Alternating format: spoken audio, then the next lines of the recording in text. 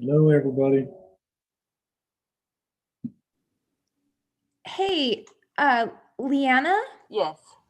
this is Tanis Morris, and I am so sorry. I came to City Hall yesterday to try to figure out a way to join the meeting I had a question, and I did not realize till just now when I was looking at the meeting notes that I needed to call to get on the agenda by 4:30 today. No, you Would don't. it be You don't possible? need to.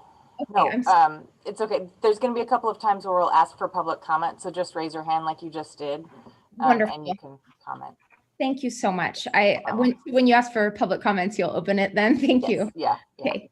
And do you have or is it only the council who's on video or? Yes. Okay. Yeah. No problem. Sorry, I'll be quiet now. That's okay. No worries. I'm going to mute you again now, okay? Okay.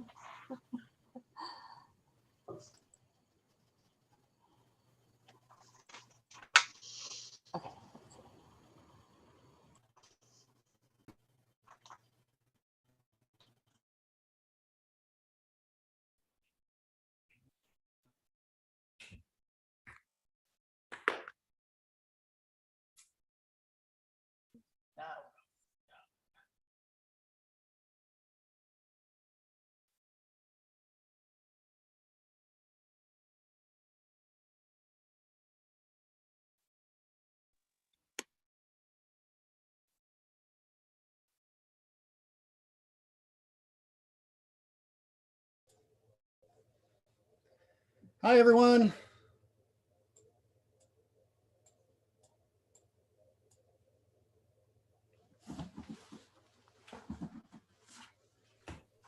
Let me know when you're ready, Scott, and I'll start recording.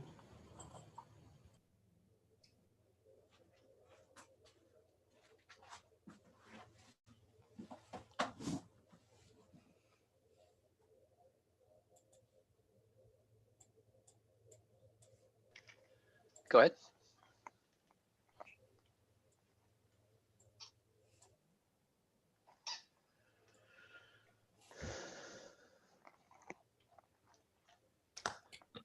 All right, thank you all very much for coming. Let's see, I think we have everyone. Do we? Oops. Okay, hopefully you all have the latest version of the agenda with the latest changes. Looks like there was only the two. Or no, there was a couple yesterday, a few more yesterday. I guess that we're to the part where I would entertain a motion to approve the consent agenda. Motion to approve the consent agenda as presented. Who wants to second that? Second. All right, we have a first and a second. Any discussion? All right, roll call for the vote. Amy? Aye. Robert? Hi. Paul? Aye. And Annie? Aye. Thank you very much. Dave, I. Oh, sorry, Dave. It's I'm sorry.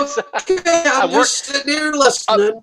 I'm working on an old list, and one of the names is scratched out, and I just glossed right over it. So it's a great way to start the meeting. We're going to finish strong. That's okay.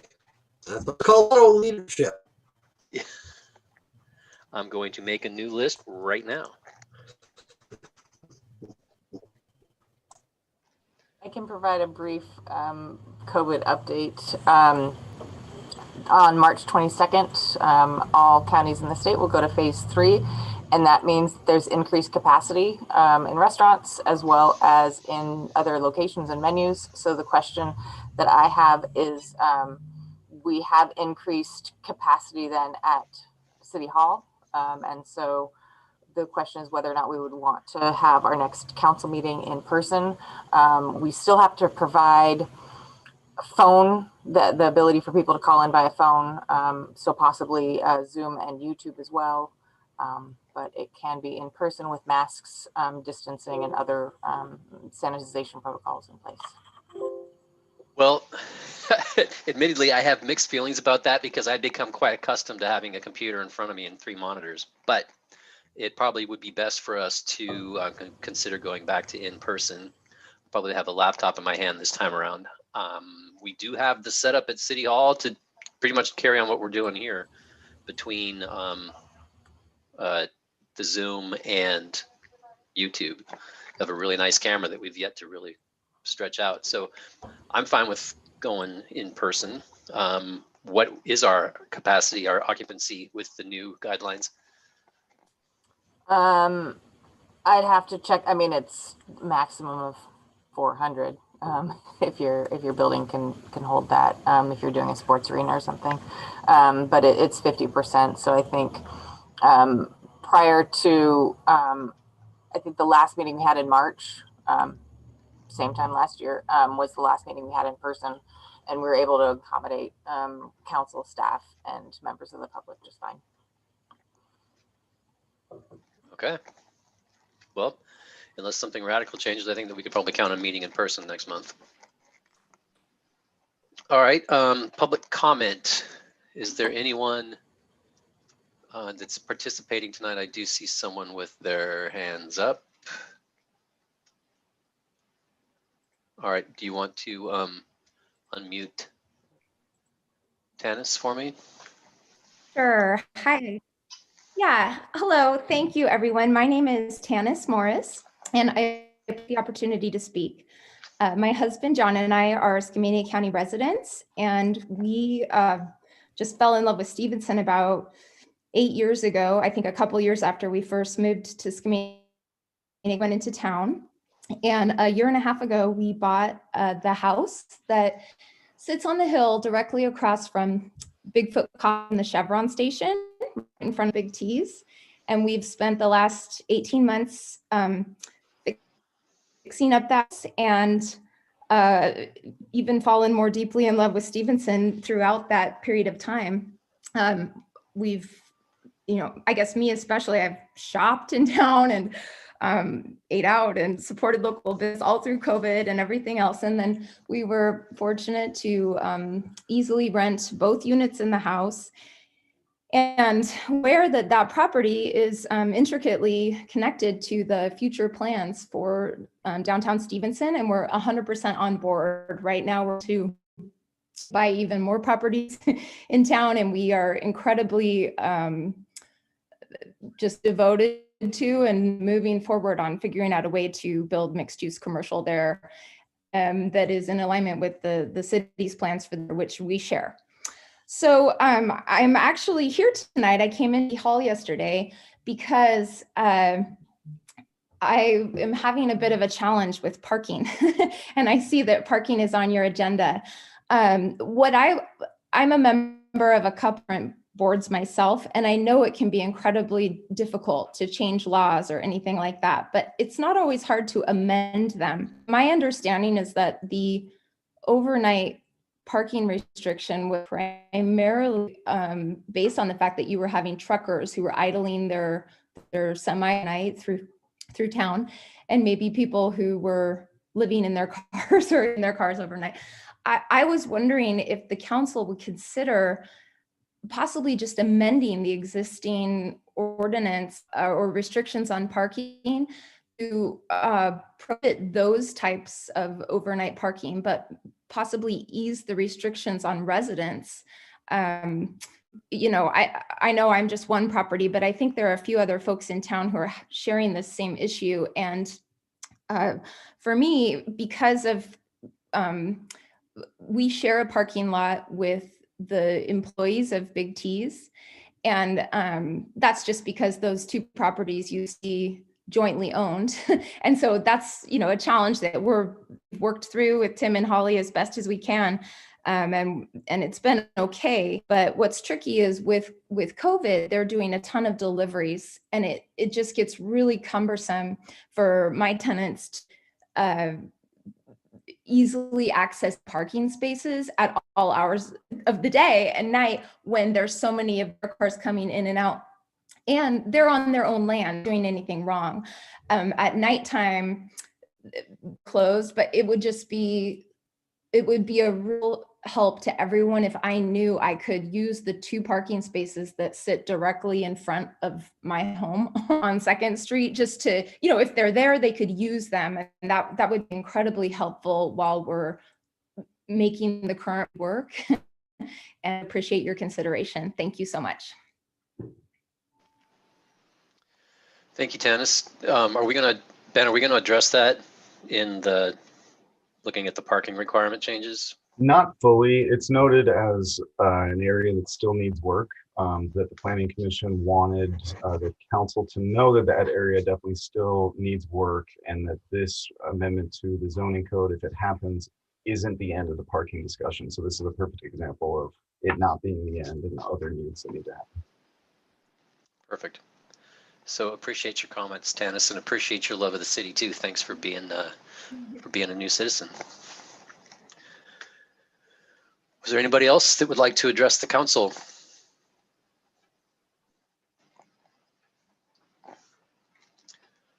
Okay.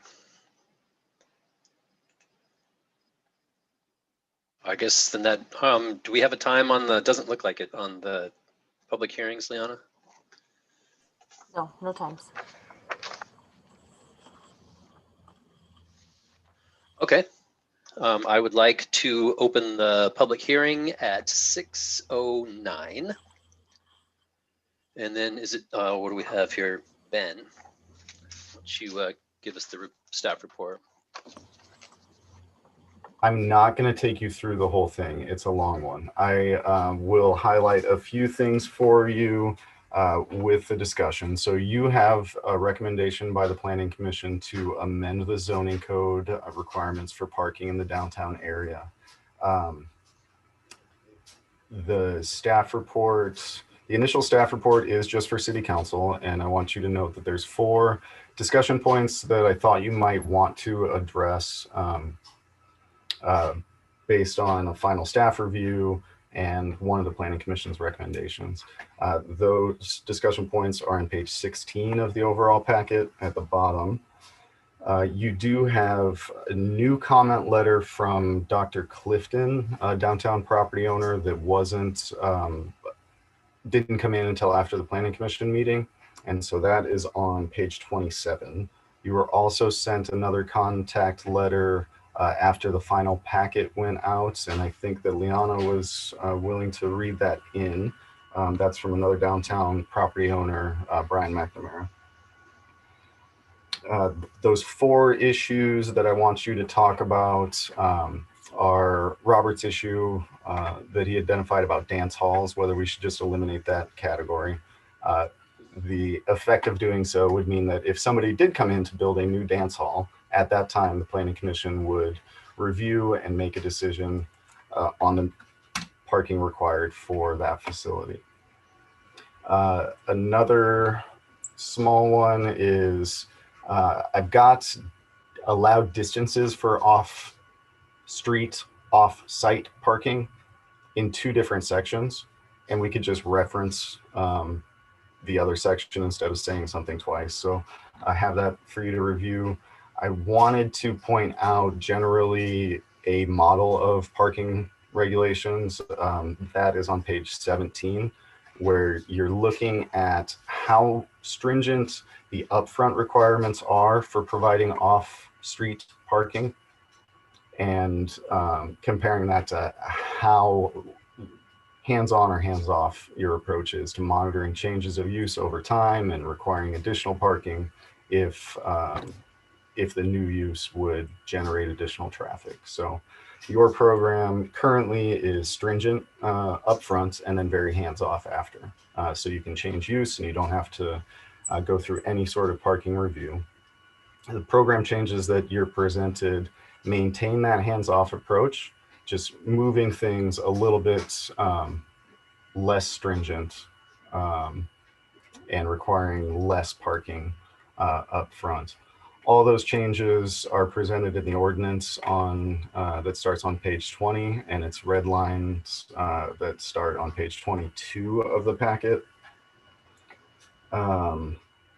And the final discussion that I want you guys to really have is whether or not to include some COVID-related outdoor seating exemptions. There was a provision that was presented to the Planning Commission. They had a long discussion about whether to include that in this codified version of the ordinance, or whether to have that be some sort of more temporary council allowance for something.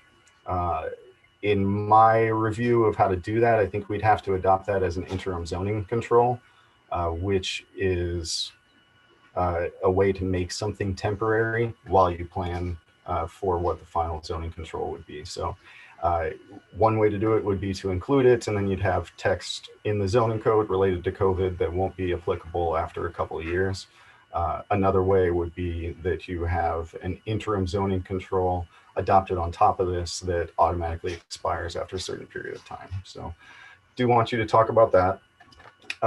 There's a summary of the questionnaire that we put out to the community on that was available for a little over 30 days and generated, I think, 58 total responses downtown.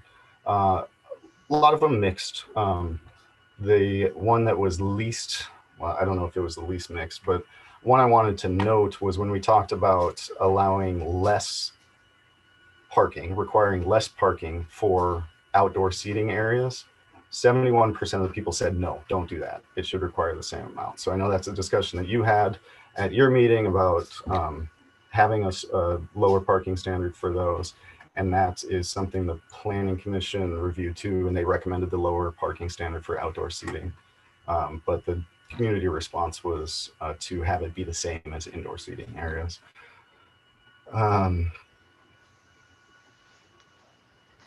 And then one thing I noted for the Planning Commission also, some of the responses to the questionnaire, there was confusion that this change needed to happen to somehow allow the rehab of the old Colonial Hotel building on Russell.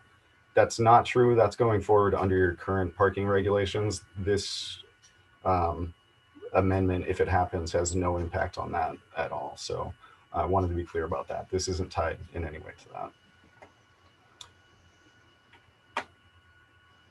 And then you've got several of the background documents that were presented to you all the last time, excerpts of the draft downtown plan, the Planning Commission's parking related zoning interpretations, and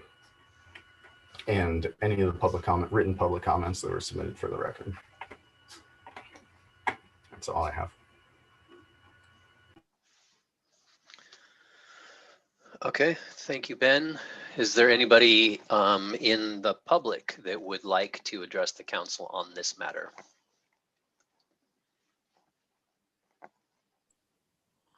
I'll go ahead and read into the record the letter that wasn't submitted into the packet from Brian McNamara.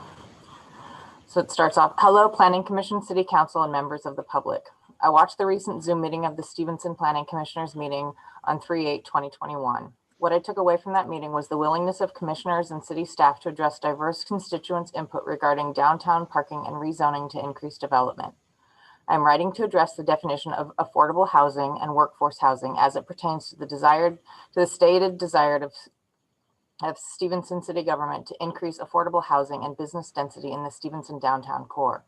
As described by Ben Shoemaker, the standard measure of affordable housing is considered to be 30% of a person's gross monthly income, including utilities.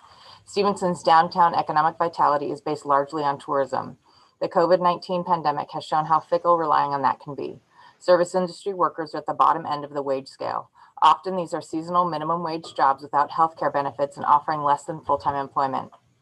Washington just increased the minimum wage to $13.69 per hour. Let's look at an example of what affordable housing might be for a worker making $15 an hour. A cook, cashier, housekeeper, etc., working 40 hours per week at $15 an hour will earn $600 a week, or $2,400 gross income per month. Affordable housing at 30% of $2,400 is $760 per month, including utilities. Utilities can easily reach $150 a month. Currently, one-bedroom residences in downtown Stevenson run between $900 and $1,200 a month. However, rent is paid in net wages. Doing the math, $1,000 per month rent, including utilities, will leave about $1,000 for food, auto insurance, healthcare, etc. What if this was a single earner with a family or a single parent? Affordable housing is a great goal, but what it really means is subsidized housing. Service industry jobs are not likely to offer living wages anytime soon. Without calling on current property owners to forego changing market rates in the face of rising property taxes, local levies, and increased repair costs, rents will continue to rise with demand. Subsidies, including HUD Section 8 assistance and other governmental financial assistance to those in need. It also includes potential city subsidies to developers in the form of zoning changes, such as reduced off-street parking requirements, increasing the allowed number of buildings on R1, R2, R3 lots, etc., to encourage further development. Commissioner Breckel aptly noted that funding for such projects are largely matters for banks and developers to pursue.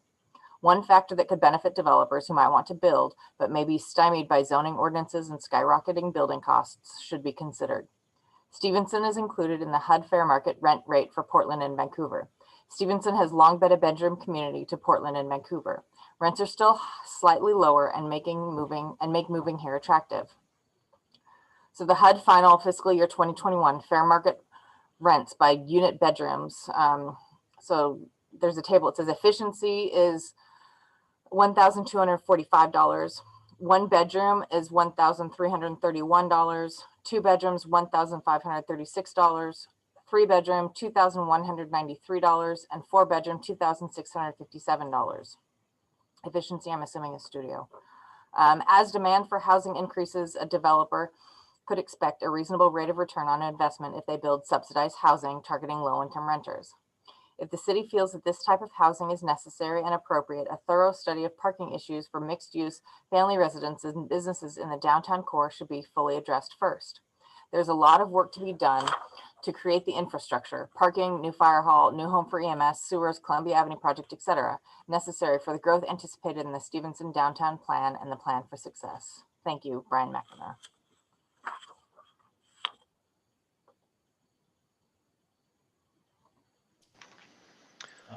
Thank you, Lana. Anyone else? Oh, Tanis. Yeah, guys, I'm sorry. I only came here to do my little spiel about parking, but it was very interesting listening to that letter because I think you might be interested in hearing my experience in putting my own rentals on the market. From the time that we finished the main floor unit, I had it there almost immediately, who was a corporate tenant doing business in the Gorge. And so I really didn't have the place on the market long when we initially, when it was initially ready. But this last fall, I had that tenant moving out and I had my upstairs unit ready. And so with a tenant still in place, I began to market the property. And immediately who I heard from were Stevenson residents. And I realized quickly the need for affordable housing in this little town. Happened about a week after the initial posting and using social media and so forth. Then kind of the internet kicked into gear. And I had requests for people who wanted to rent my main floor apartment from California, Seattle, New York. I think I don't have the whole of the states here and everything, but people who were individuals or couples that were earning well in excess of six-figure incomes who just wanted to live in a beautiful place. And as a business, I mean, we bought the property to initially develop and kind of fallen in love with the house, and I personally would live there. I just love it. It's an investment, and as a business owner, I'm going to be maximizing my profit to the fullest extent that I'm able to. And as a caring human being, balancing the needs of the primary demographic of blue collar people in Stevenson who need affordable housing versus these out of people who just can work from anywhere off of the internet and have tons of money and just want to kite surf and do their internet jobs. It's a real struggle, and I'm totally to helping forward like the best possible development out in the city and keeping all of these types of things. But you guys should know, and I'm sure you probably already do, many of you are shaking your heads or nodding, but this is a real thing. I mean, I was like, dang, I could have rented it for quite a bit more money, and I'm already exceeding all of my projections. So I'm just letting you know that that was happening for December. And thank you. And that's it. You can I'll be quiet now. Thank you, Tanis. Any other comments from our public?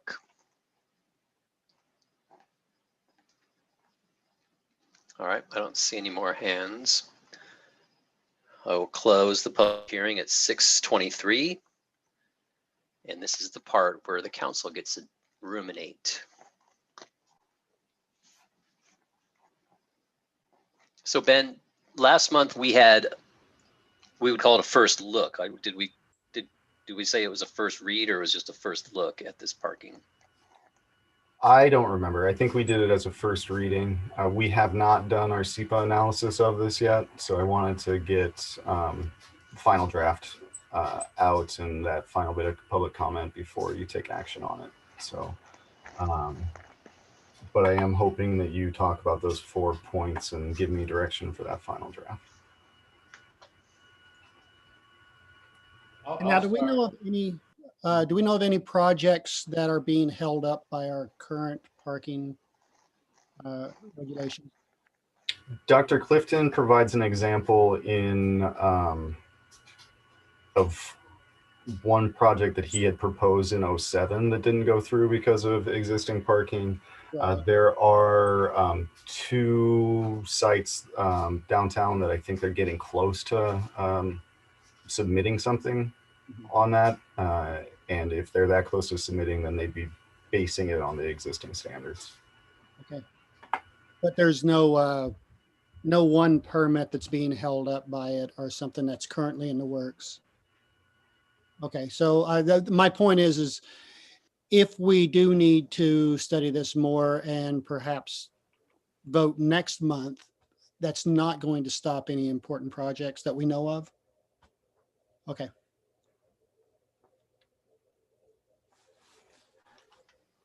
Robert, did you have a comment? I did, yeah, Ben. So I got a couple of things here. Why haven't we included any enforcement provision or reference in this particular change? Whether it be that we don't have enforcement or enforcement is relied upon by, because I mean, I know it's not like we have a meter maid or somebody out there, but if you are improperly using a parking space, what is our enforcement and why haven't we included that? And this one is only for the zoning code and the requirements to construct off-street parking. And so all the decisions about enforcement or who uses it would all be the decision of the developer of the property. And so we don't have any hand in that. For the regulation of on-street parking, like Mrs. Morris brought up, or like we've talked about with truck heights or RV locations, we're not dealing with that at all with this one. It's something the Planning Commission heard a lot about in the course of their discussions, but stayed focused on just the zoning code. And they wanted to make sure that those other issues were captured so the city can address them as part of the overall parking discussion. They just wanted to get off high center on the zoning part of it. Okay. And then the second half of your question, you said enforcement and referencing. Well, I just didn't know why we didn't reference it in 17.25 in some format, whether it says, misuse or improper use of the parking areas as described herein are enforced or referenced in section 25 or 28. And yeah, again, it's because it's only dealing with on-street parking. Okay. I'm sure we could build in a reference there to the on-street restrictions. Second question, you did not take out dance hall, but you still got me in there. I'm on page 23, page 2 of 5, subsection A, up to 50% of parking facilities. And then you do some definite, theater, bowling alley, dance hall, restaurant, retail, service, or other similar uses. Are you comfortable, is the planning commission comfortable that similar uses covers everything? Because, I mean, off the top of my head, I'm thinking fraternal organizations, taverns, nightclubs, speakeasies, I don't know, any other sort of thing that may not fall into 1, 2, 3, 5, 6 of those terms of art that are used. And I just didn't know if the planning was thinking that was sufficient, or if there was another stab at the definitional. Yeah, there wasn't any real discussion or focus on that. With the other similar uses, when a proposal like that would be brought to them, it would just involve a finding that this use is similar to the uses listed previously. Okay, well then following up, what I think you were saying was, say something gets permitted and built for mixed use, we got residential up, and they're gonna do office space down below, and that's what comes through permitting and what gets permitted. And then that office space changes to restaurant. The way I read this under section D, page, where is it, where we do the distance? Just have it. 14.08. Yeah, page 24. Thank you. So if we did that change, what we've got here is multiple dwelling units is 150 feet, retail, food service, hotel use is 1,000 feet, and then for all other use, 300 feet. So in essence, somebody comes in, they get permitted, and they're at 300 feet, but they change their use, and it jumps them to 1,000 feet. We're not going to necessarily know that, or do we have to go back in? Are we requiring them to come in and advise us that the permitted use has changed? That's what it seems like we're not addressing. On page 22, I'm looking at 1725 130B1. I'm sorry, B2. B2, okay. Yep, parking and loading standards. Off-street parking is not required when a new use is established in an existing building. So this is that hands-off approach that's part of our overall program, is that we don't monitor changes of use compared to parking at all. And so if it's outside of those distances, we don't look at it. Well, that's what I'm saying. I guess if somebody changes the use and it affects their distance from where they need to have available parking, we're just taking the straight up hands-off approach to that. So be it, it is what it is. That's what the program is currently, and there's not a proposal to change that. Okay. And planning was okay with that? They just, or did that become an issue? Planning was okay with that. So in the staff report, I give kind of the observations of, we haven't had a lot of development, and so we're not a strong market, which is what helps some of those programs function. And then there's something else about that. So yeah, they were generally okay with it. When one of them specifically said that they're not looking at this as like a 25-year program. They're looking at it as a much shorter term program to get things going, to have those fee in lieu of agreements. And in those, what you're gonna want to do, if there is a lack of parking around, you're gonna wanna have a more hands-on involved approach so that people are paying in as they go, much more similar to how you evaluate SDCs for water connections or sewer connections. Get money into the pot to pay for the parking improvements that need to be done by the public because they're not being done on site. Okay. Last question was there any thought or discussion about whether signage is going to be appropriate or needed for direction regarding this parking zoning change or adoption? That is, this parking is restricted for, or used for, or available to. And I'm worried that if we're having to do that, are we going to start throwing up signs? Do we have to throw up signs? Is that something that we can avoid? No discussion was had about signs at all. Doesn't mean that it's not a valid concern. No, that's what I was just thinking. Somebody down the road says, hey, I want people to be directed that here's where you can park and visit my establishment whether it be retail, commercial. And if we start creating that, then we got to fall back on our signage ordinance and how we address that. But certainly don't want a whole bunch of new signs up saying park here, park reserve. Okay, thank you. Great job to planning. Appreciate everybody on planning. Amy? Yeah, thanks. I wanted to make two comments and then come back to this document. One is just to finish the discussion on next month's meeting being in person. I would love to see it being optional because some of us may have been vaccinated and others may not, and that might be nice to give a choice to folks. So that's a comment on that.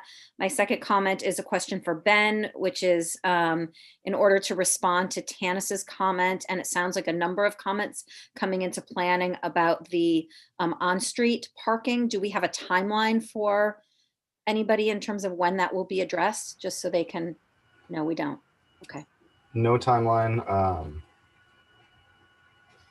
Just the planning commission's way of doing it was to say that this needs to be done. Don't forget about this. Don't let this slip off the plate. Yeah. So there's pressure. What I, now that things are loosening up and we're able to do some meeting again, I'll be reorganizing our downtown plan committee. And so I want to invite several people onto that as we get it going again, and they'll help provide the pressure to keep things going. So you're not just saying, staff, when did you get to it? You're having people tell you that we need to get to it too. Yeah. Okay, that's awesome. And I think that no overnight parking on street might have come from a request, if I'm remembering correctly, from John Mobley, where he was having some trouble with people parking in front of A&J. I think it predates that. Okay. Yeah, I think what I remember, Amy, is the large vehicles that would park. in front of- Right. So I'm wondering if there's some way we can find a short-term solution for Tanis. Anyway, that's a question. Perhaps that can go to planning sooner rather than later. So we are adding signage, Amy? Is that what you want to do? There's signage right now that says no overnight parking. Right, but if we Spots. add more, or are we gonna? Well, I'm wondering if maybe we want to remove those signs in certain places. If we don't need, if that space in front of her house, if she doesn't want that there, why do we have it there? You know what I mean? Because I understand because it's coherent policy for the whole city, but like, I don't know, it seems like a non-answer. Anyway, I don't want to derail this discussion. We have a long meeting, but I do want to make sure that there's some plan for getting an answer. There are public works concerns as well, as far as the no parking, especially during snow events, but also to ensure that it can be swept when cars aren't there. So we'll look at that more in depth in the coming months. Okay, so if that could just go on planning's agenda, I guess. But I think and that's then, I'm one- sorry, go ahead. one caution Liana's saying is it's not necessarily a planning commission thing. So the way that most cities deal with that is they'll say no overnight parking on Tuesday evenings, or park on the other side of the street on Thursdays, or something. Like there's a solution that can accommodate all of those uses. We just don't have it. Right. Yep. So a little more thought, so that we're not just saying to the public, yeah, we heard you, we'll get to that in the next 5 years, right? Which is kind of what we just said. And there are legitimate reasons for overnight parking. Very Right, legit- and when we were talking about getting to it, I mean, it is on our list of things to get to, and like Ben stated, they are planning on talking about it in the coming months. So it wasn't pushing it off indefinitely. Yeah, so that's all I'm trying to do is get some sort of an answer to the public who raised the question. Mhm. Yeah, thanks. And then let's see, I agree with I don't know if you want these comments now, but I agree with getting rid of the dance hall, your discussion point. I think your suggestions for discussion point A are good. I agree with getting your recommendation in discussion point B. And I'm interested in hearing a little bit more about discussion point C, and I'll stop talking. Thank you. Anyone else?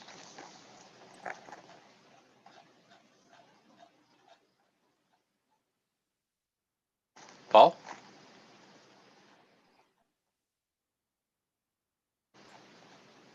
I'm still in thought. So I think that since there's not necessarily a rush to pass this now, that we can mull it over a little bit. That's my inkling, is to save the vote for next meeting.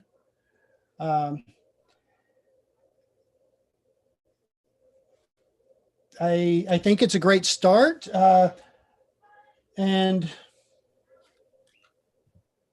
I don't know. I'm not comfortable casting an opinion just yet.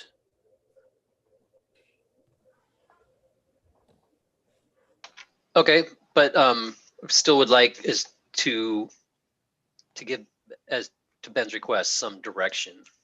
It would be great for us to drill down on these 4 discussion points so that there can be some definite direction, but then also gives us a nice base so that we are better prepared to vote on this next month, if that's what council's intention is at the end of this discussion.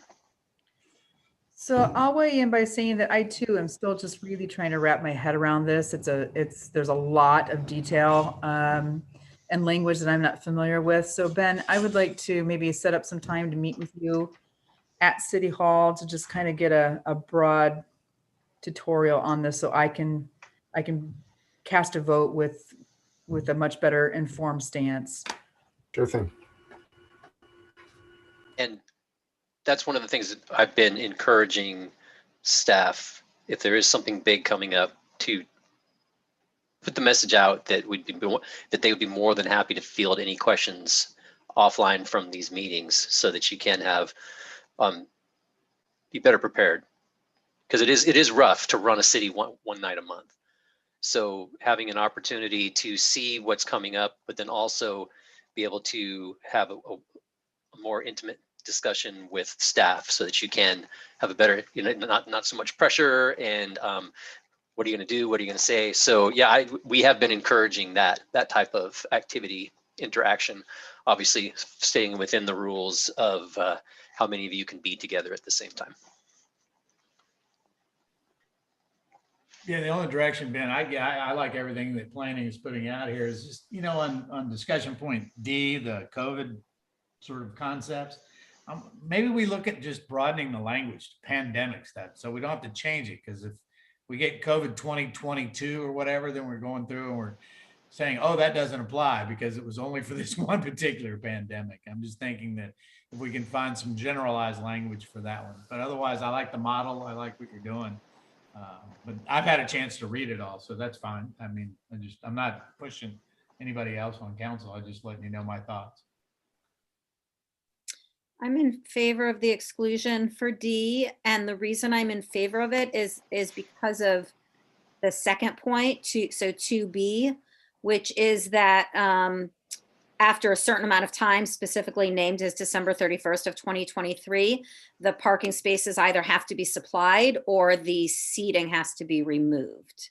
So that feels like a nice way to bring people into compliance. So I really quite like that. I think that's really an elegant solution. And I'm sorry that the public isn't in agreement with it. I'm wondering if they didn't see that extra point, perhaps. Mm-hmm.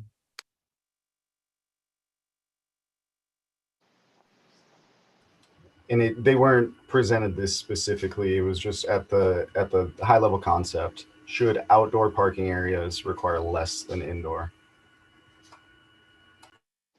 Well, it does, and it is addressed here. Yeah, that just above the discussion point, or was it the one? Yeah, the exterior seating bullet point. That those seats are only used a certain fraction of the time, and to be burdened with those seats, or the parking for those seats, that you're only using a fraction of the time.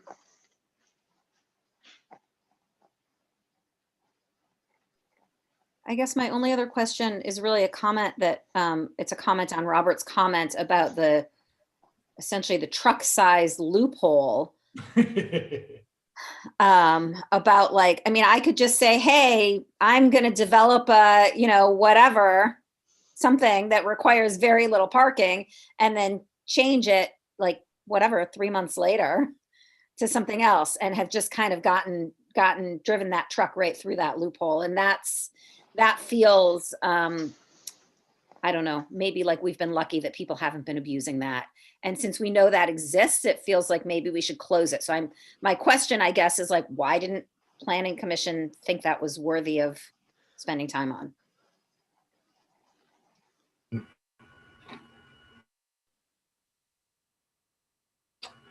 They didn't offer any specific reasoning to say that this isn't worth closing up now. I know that at least one member, like Paul had noticed, that is referencing other cities that don't require any off-street parking.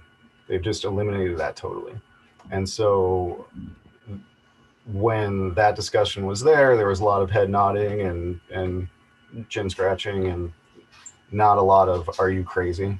And so mostly I think that they were looking to take a much more flexible approach after being beaten over the head with your regulations are too strict. So let's loosen them up. Just anecdotally, 1999, I was in Bend working on the city council planning, and some plans came across for approval of a commercial location in the downtown area. And they said it checked all the boxes and everything. And then when it opened up, it was a strip joint, and that was not permitted. But nobody looked at the plans and noticed the 3 brass poles that were holding up the wall or the ceiling. So you got to be careful if we got the truck size hole there. Somebody will find a way to drive through it. So. Yeah, and just to note, our program currently is much more stringent by using the gross floor area to say, okay, now there's wiggle room. Whatever use they change it to, we've at least required if parking for the whole building. You've made the hole, the loophole, even bigger if you adopt this. Yeah, and since I lean towards the category on, well, most things, but this in particular of less regulation is better, the existence of the loophole might be advantageous. I'm not sure we would want to eliminate it because it would build in some flexibility for people. So, you know, the best way to eliminate the loophole would be to apply the least stringent amount of regulations to all types of business, and then the loophole no longer exists. So I don't know if it's such a bad thing that the loophole is there.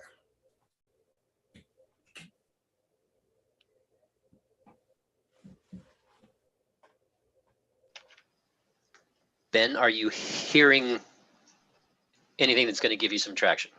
I'm going to summarize what I'm hearing and then let everybody tell me how wrong I am. So I'm hearing discussion point A, include that in the draft. You'll review it at the next meeting as written in the staff report. Discussion point B, sorry, I'll do a better job of that. So A, just reference distances instead of list them twice in 2 different sections. B, I will remove dance hall from the ordinance.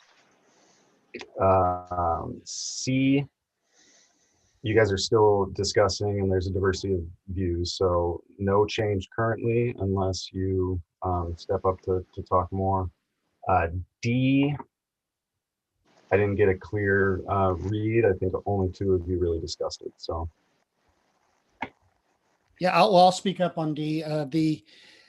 I think that Robert's probably right that changing it to public health emergency, pandemic, some word other than COVID, because that would expand it out. But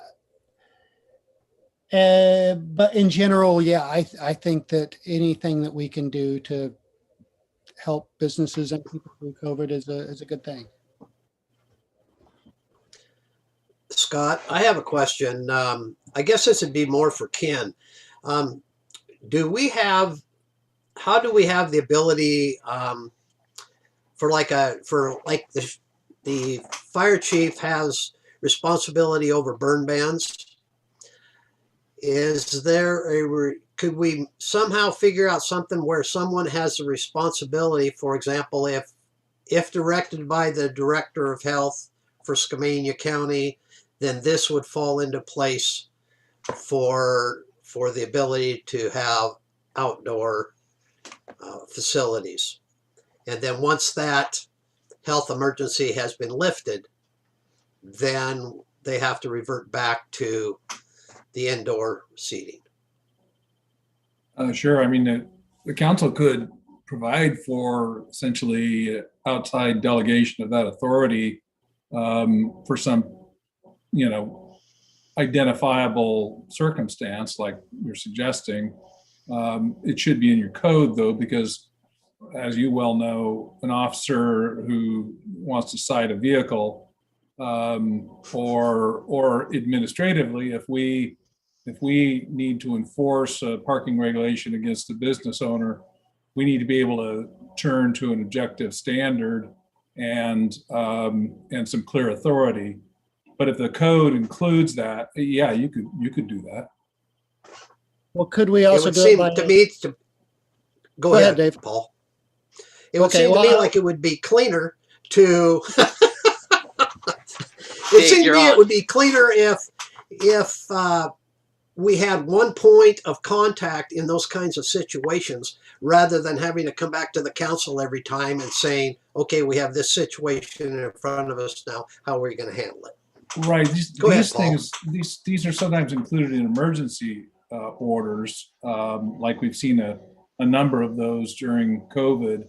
I know Washougal has issued several of those, and in those instances, typically they'll have the mayor have the authority to make that kind of decision with consultation or after consultation with the local health professional or somebody of that type. There you go. You have an internal authority with a referral to an external expert. That's the normal way these are drafted. so Ken just stole my thunder, but used a lot more. Sorry. But Paul, you were trying to break in. This is Zoom, man. It's so hard to do this. Go ahead, Paul. Sorry. Yeah, that's exactly what I was going to say, is that we would leave that decision either to the executive, which would be the mayor, or to the council, whichever seems appropriate. Yeah, to me that would seem the cleanest. Ben? So to deal with this, what I'm hearing then is to have an emergency order prepared for the mayor to declare with substantially the same language as is presented on page 18 in your packet.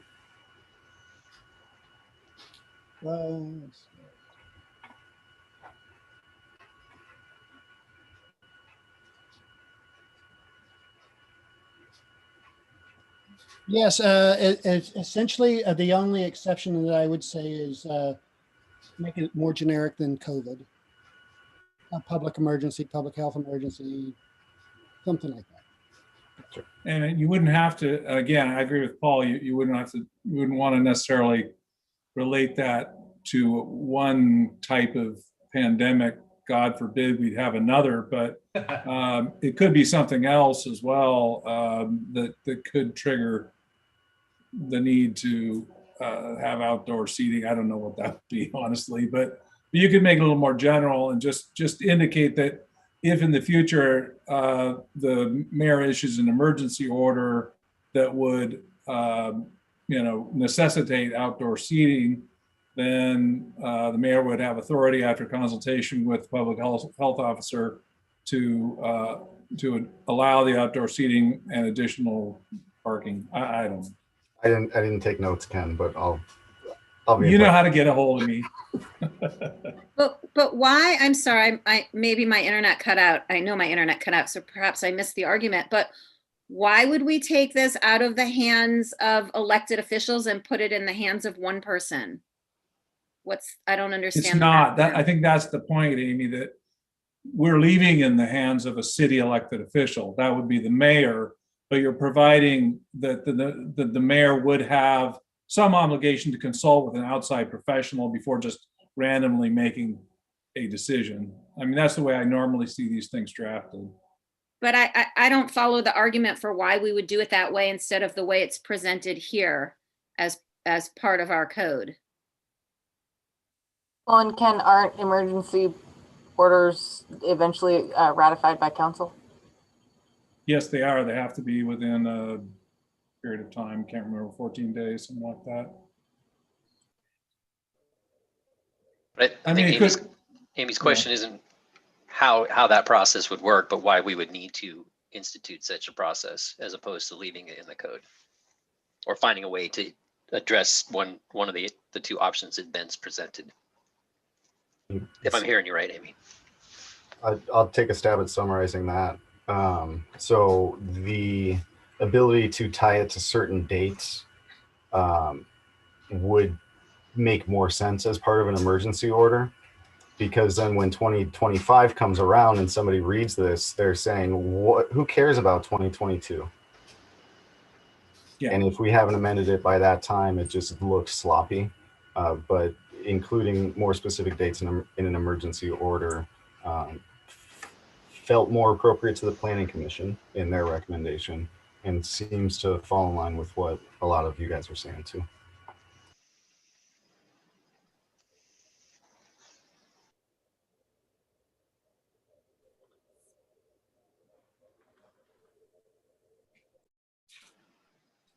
So Ben, do you have information enough to move forward? If I summarized anything incorrectly, I think you guys would have told me. So I've got it. And then as we talked about at the top, if you have some more thoughts or if you think of something after the fact, Ben loves to talk to you guys. He'd be more than happy to pick up the phone or meet with you. So don't think that this is your only opportunity to ask these questions or have these discussions. And actually, I would encourage you to have more discussions outside of these meetings so that we can, again, get to the point where our meetings are much more efficient in time well spent. And I think Amy, like Ben said, it takes the art out, and you basically still have the basic verbiage, but you aren't down to a date when executive order like that. Is that correct, Ken? Yes. Dave, you froze, but I can hear what you're saying. It's the craziest thing. I can hear him It talking, is. but I don't see his mouth moving. Yes. Yes, that's exactly right, Dave.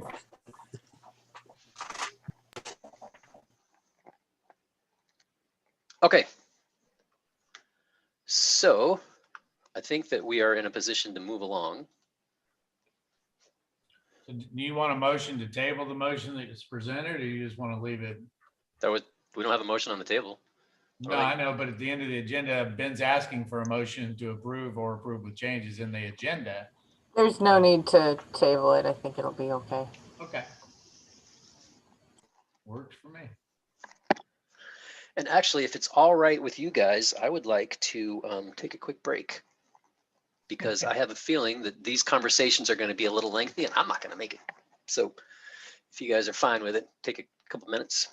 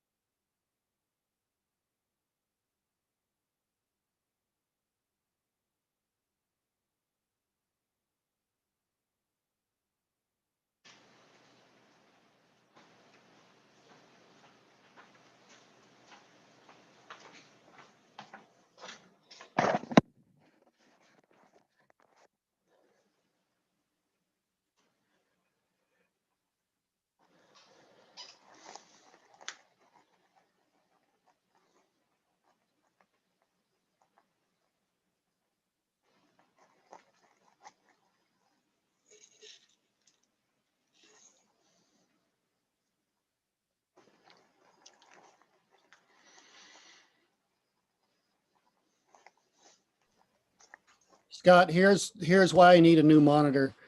I'm using an old Panasonic 32-inch TV as my second monitor. And it's super bright and super poor resolution. And it's in your face. It's in my face.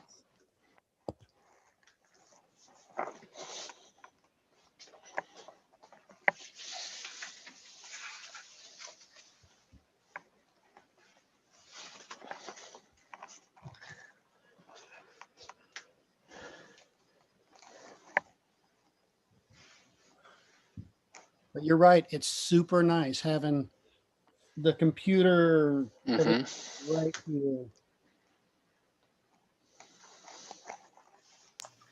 So Scott, do we have the ability to use our laptops when we meet in public or meet in, down at City Hall?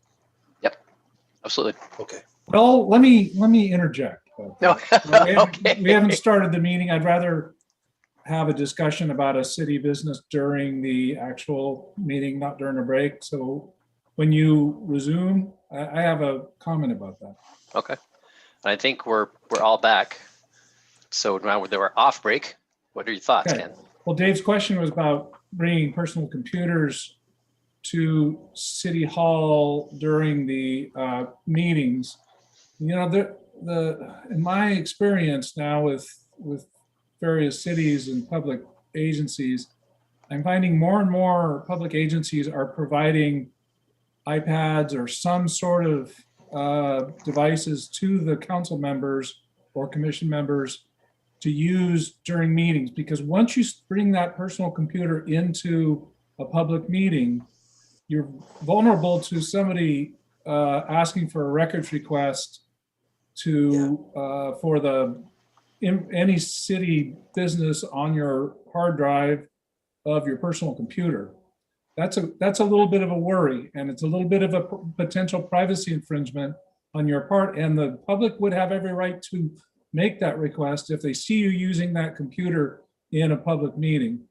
So if you decide to have council members be wired in these meetings, which is very helpful typically, I would encourage the city to look hard at their budget to see if they could afford to provide council members with iPads or Chromebooks or something that would enable you guys to have a city-only device to use for meetings. That'd be my recommendation. Ken said the same thing to me in January of 2010, my very first meeting, when I brought my laptop, and I've never brought another one since. God, your memory is outstanding, Robert. Amy still brings hers from time to time, so it's a choice at that point, but there is a risk. So Ken, how do these meetings then with us the way we're right now from our homes, with our personal computer? These meetings are being recorded on YouTube, I think, right, Liana? So the content of the meeting itself is available, and anything is on your computer. You're probably not recording them on your computer, so there really would be nothing on your computer that would be Correct. Pertinent. But that said, that's also a very good question. If you are using a personal computer in these meetings, there's a chance that they could be vulnerable to a records request. So again, it might be helpful to have a computing device that you would use even at home for Zoom meetings, and using those for city business. But it's mostly for communications. I mean, my biggest concern is communications, say between council members, between the mayor and the council members, between council members and staff. Those kind of communications are very much vulnerable to records requests. And so it's very good to have a city provided device for all those kinds of city matters. Use it for city related Google searches and so forth. That'd be my preference. And I've seen some very difficult and very expensive records request cases dealing with personal computers. So because of, twice burned or once burned, twice shy, I'm inclined to urge my clients to spend a little bit more money and provide the council members with those devices. Use them as much as you can for city-related business. I got off my soapbox now. Okay, so I would like to open up public comment at 7:03 in the matter of the vacation of Iman Cemetery Road. And looks like you are up, Liana. So on page 49 of your packet is the petition that the city received regarding the vacation of the north end of Iman Cemetery Road. On page 52 starts the staff memo with the timeline as far as how the petitions go. And at the last council meeting, council discussed, so you set a date to hold the public hearing on Iman Cemetery Road this vacation because it hadn't been done. It was tabled from December, as well as hold another public hearing on the vacation of No Name Road. And that was heard publicly on December 10th. And so the first public hearing is on Iman Cemetery Road. I put all of the documents that address the comments of vacating both within this Iman Cemetery Road agenda item, but they do sometimes pertain to both. And so the way that this was going to go, as discussed at the last council meeting, was we will take public comment on the vacation of Iman Cemetery Road only first, and then we will take public comment regarding the vacation of No Name Road, and then council will deliberate both of them. And nothing, there's no ordinance on the agenda, but council would, on page 53 and page 54 of the staff memo, there are some decisions that staff needs council to make as far as direction with how you want to go.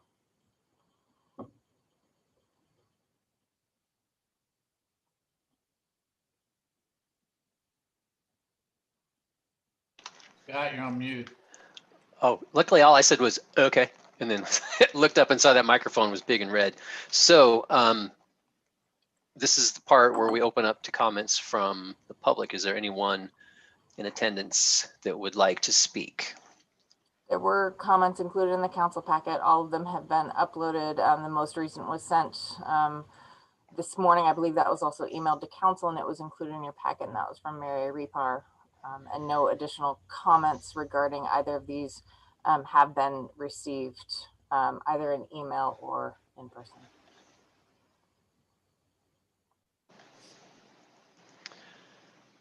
Robert, you've been, well, you and Amy both have been participating in this in various degrees. Would one of you, actually, no, let me make sure the public's done and then we'll get into deliberations. Well, no, this is public hearing regarding the Iman Cemetery Road first. So if there are no additional public comments regarding Iman Cemetery Road, then you would close it, then you would open it for No Name Road, and then you would close it, and then you would deliberate with council. I can do that. I don't see any other hands up, so I will close this portion of the public hearing at 7:07. And I'd like to open up the additional public hearing for the vacation of No Name Road. So is staff report the same for both then? So, sorry, so there's no additional staff report. So this is, again, an opportunity for the public to address the council on this matter.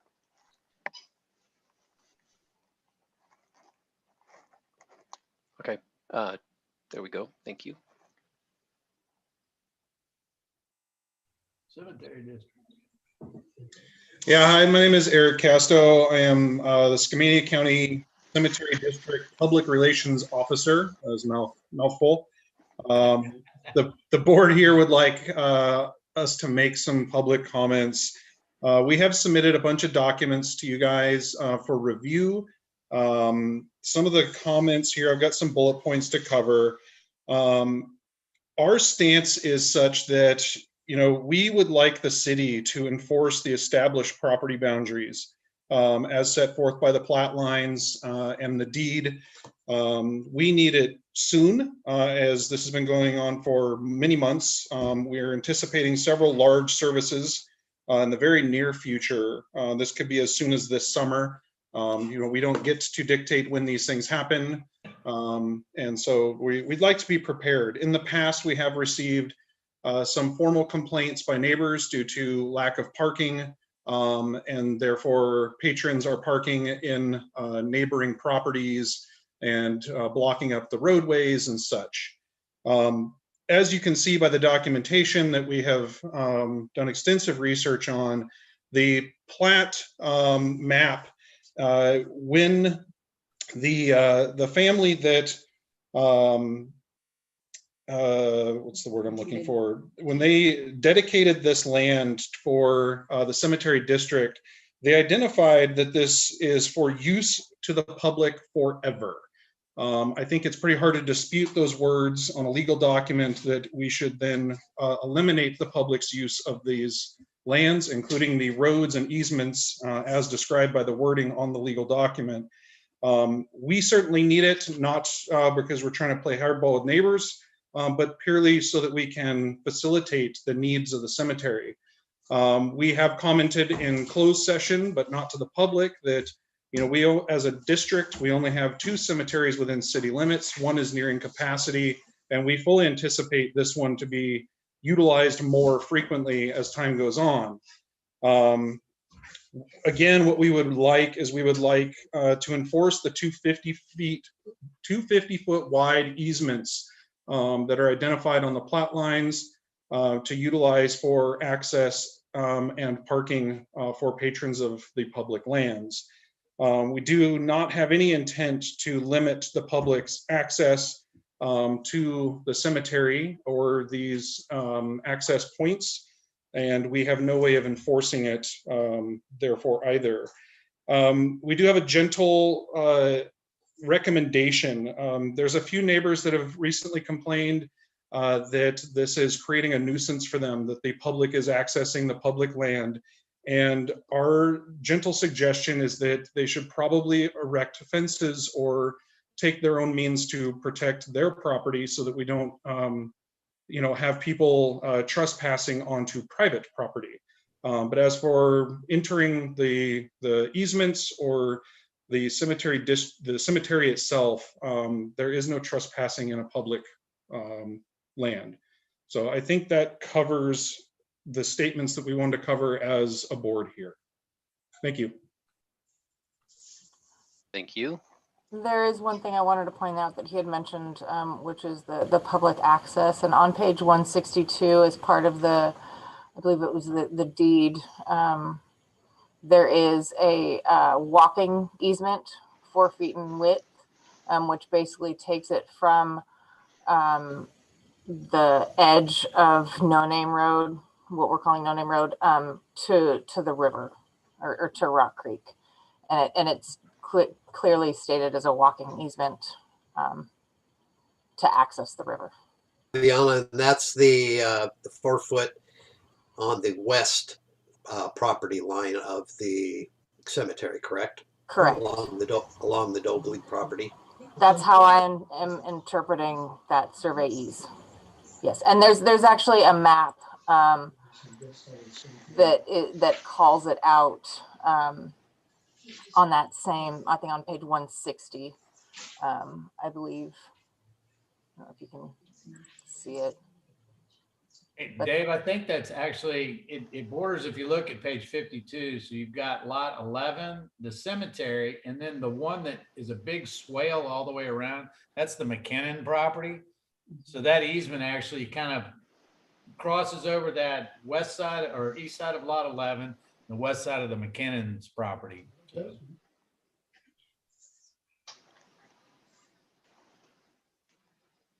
does it?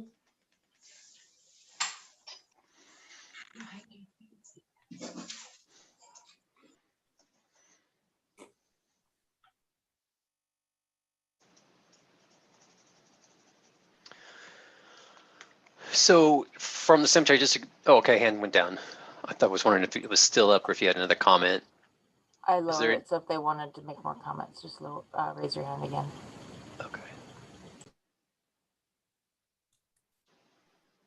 All right, anybody else in attendance like to speak to this matter?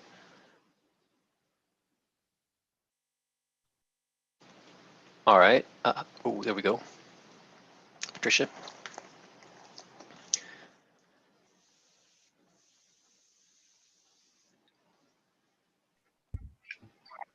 Hello, Yep, and if you could introduce yourself for the recording too, please.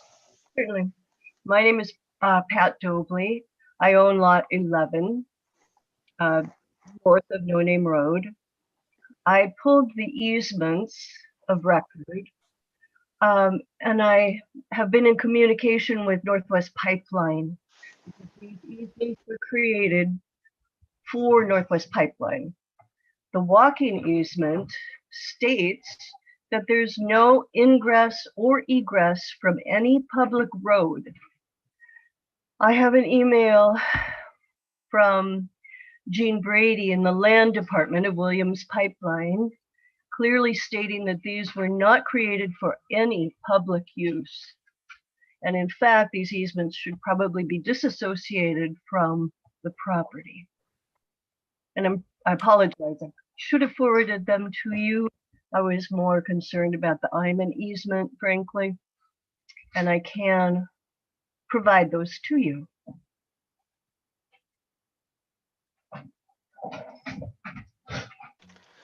Thank you. Okay. And Pam?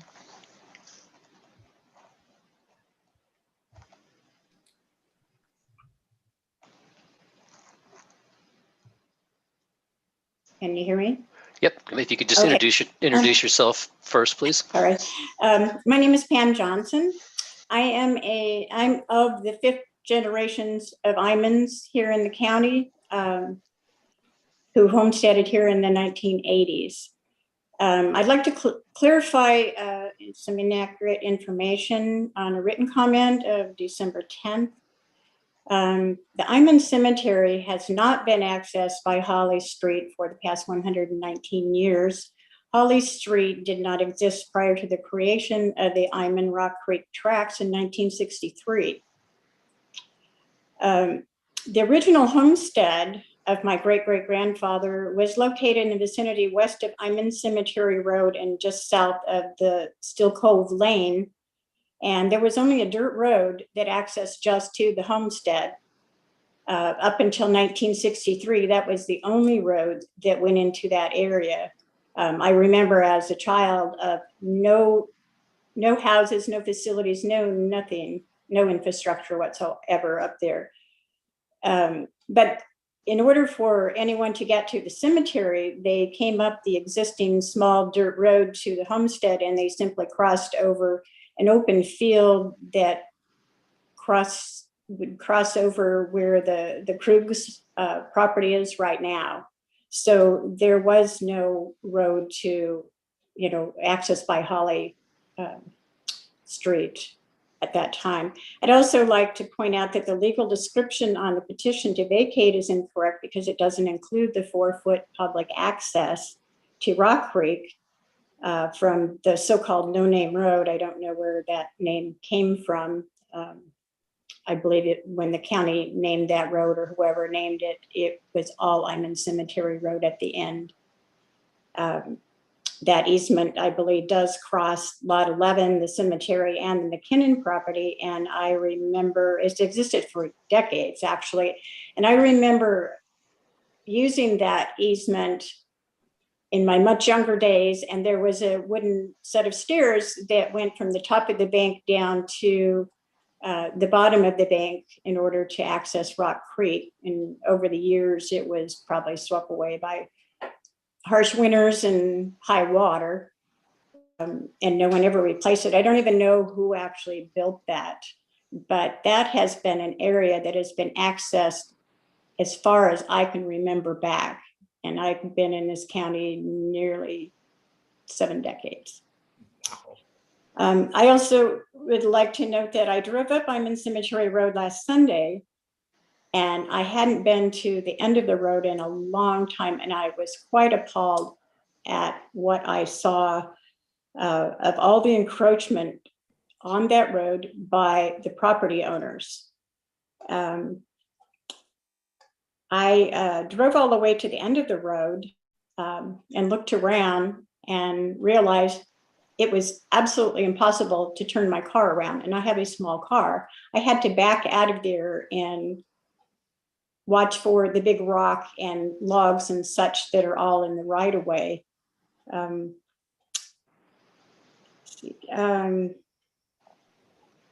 I also noted, to my surprise, that one of the encroachments on public right-of-way was also posted no trespassing. Does a property owner actually have the right to overtake public property and then post it as no trespassing, so no one can even, I could have used that area for a turnaround, but it was posted no trespassing, so I did not back into there to turn around, so I had a difficult time getting my car back out of there. So it's no wonder that no one uses that part of the road to access the cemetery, because due to all the encroachment, it's nearly become impossible. And to that end, I would respectfully request the council to deny this vacation and direct the property owners to remove all of the encroachments on the public right-of-ways. This road can be restored to its original 50-foot width, and so the 4-foot easement to the creek can be accessed. And I would also suggest that if this portion of Iman Cemetery Road that's being referred to as No Name Road needs a different name, that maybe the council would consider Iman Cemetery Extension. I just get a little appalled every time I hear No Name Road. I've never heard of that before, don't know where it came from. And then I would like to say to property owners, buyers beware. Do your due diligence on checking before you purchase a piece of property, because these roads and the easements were all there many, many, many years before any of the property owners bought in up there. And I guess that's all I have. So thank you. And thank you. Is there anybody else in attendance that would like to speak to the council on this matter?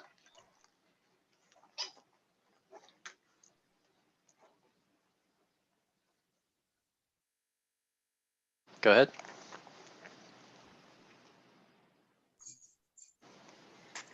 Hi, this is Lisa Nelson. I'm the office manager at the cemetery district.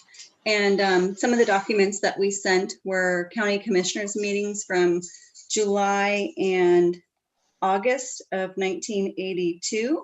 And in those, it references the 4-foot public easement to Rock Creek from the end of the existing road to the creek.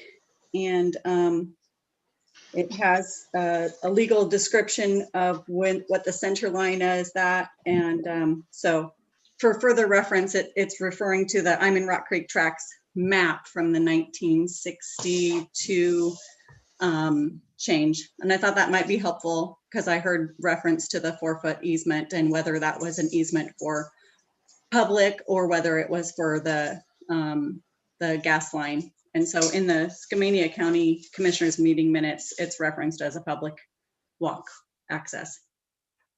And that's on page 164 and 165 of your council packet.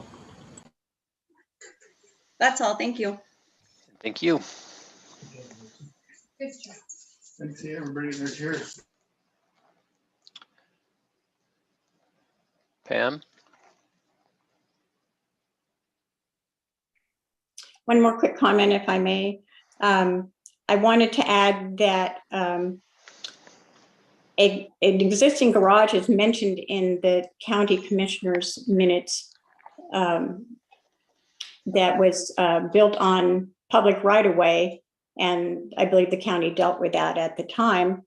But I just like to point out that that garage is still there, and you can see where the garage is and how far out all of the vegetation has been allowed to encroach onto that public right-of-way. So thank you for the let me have the extra comment. Okay. If there's somebody different, somebody else that would like to comment, I don't see any other hands. Ben?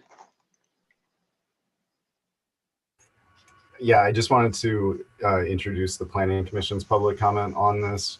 They requested to review this, both vacations, and there's a memo that includes their recommendation. They do not support vacation at this time, but they do want the city to really acknowledge this issue and that the city has some responsibility for the issue. In the very short term, they'd like to see the city take some of the actions similar to what Liana suggested in her memo about the burden that's created here, the trash, the trespass traffic. And then in the intermediate term, not in the long term, in the intermediate term, to develop the alternate access plans that would facilitate the vacation of right of way like this, since those plans aren't currently in place.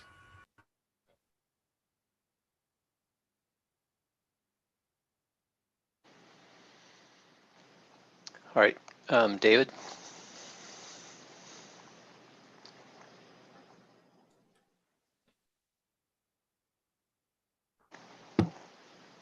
Hi, this is Davey Ray. I'm on the Planning Commission. I just wanted to echo what Ben was talking about, and also to point out that I think Pam is, Mrs. Johnson, I guess, is correct. I've looked into the documentation and I don't know where No Name Road came from. I believe it is actually Iman Cemetery Road. So I'm not sure, but I have a vested interest in seeing that we find an equitable solution for all parties that are involved. So I would like to see some more information about the entire scenario. I can clarify where No Name Road came from. I couldn't find a name for that road on any of the documents when they submitted their petition. So therefore it was No Name Road. We will agree it is Iman Cemetery Road and has been for a long time. Okay. Last chance. All right, I'd like to close this portion of the public hearing at 7:26. Thank you for all your comments. All right, who would like to begin? Scott, I had a quick question for Eric, if he's still on, from the Cemetery District. The very long title you had. I got in one of my packets or in an email, I think it was a letter from the Krugs, and it indicated that the Cemetery District had come to some sort of agreement with the Krugs. Is that not true? Not true. Okay, thank you.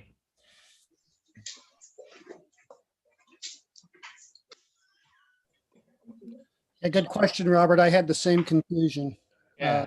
Yeah, what exactly is the Cemetery District's official stance as of this moment on this?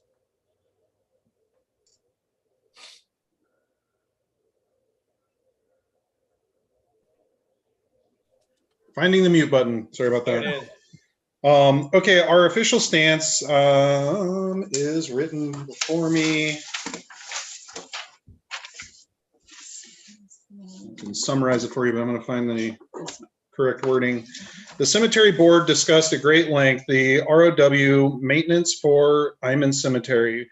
Board voted to request the City of Stevenson establish and reestablish the full legal ROW easements as deeded. The main concern is for parking for funeral services, as well as access for equipment through either street in order to access the Iman Cemetery with as little impact to the current burials as possible. Cemetery District is not able to anticipate how frequent a burial service at Iman Cemetery will occur, and it has been noted by correspondence from neighboring properties and other members of the public regarding an inadequate parking for burial service and overflow parking in neighborhood, hindering the local community's access to their homes. At this time, we do have a burial pending for Iman Cemetery. A I have to make sure that I'm not naming names. A family has postponed until weather improves, but we do anticipate this to happen very soon. The board and the staff of the cemetery district noted that the interest and intent to be of assistance in whatever way possible to lessen the burden to the city. The cemetery district has no known maintenance agreement for maintaining said easement, but is open to such an activity if the council is in agreement. This would include such maintenance as signage, gravel, general care, weed eating, mowing, and such. So in short, we really need the public to gain their easement back and to eliminate the encroachment by cleaning up the properties and to enforce the property boundaries that have physical encroachment that are larger than just bushes that can be trimmed. And again, to emphasize, we are publicly not making a stance on access to the water, as that does not affect our usage of the land. However, that has been grouped together in this discussion, and certainly there's many documents that put the two together. And we understand the council has to make a decision to allow access to a waterway that once had public access, but that we don't have a comment or a suggestion on that. And just for the record, the statement that he just read was in the December 10th public hearing as well on No Name Road, and it's in the council packet. Yeah, but according to that email we received, I thought that perhaps that may have changed, but I guess it has not. Okay, thank you. And also, I think Rob Ferris is in the meeting as well. I was wondering if the fire district had any thoughts on emergency vehicle turnarounds and so forth. So there is a comment that Carl put in the council packet, again, on a staff memo that was included in the December 10th hearing on fire apparatus turnarounds, and that is also in your council packet on page 56, so that if No Name Road is vacated, then a fire apparatus turnaround is needed. Liana, you've got to start calling it Diamond Cemetery Road. I'm trying to follow the documentation that we have and how we've been naming it there. So how about the road formerly known as No Name Road? there you go. But Diamond Cemetery Road also goes into the river. So what do you want me to call that? I agree.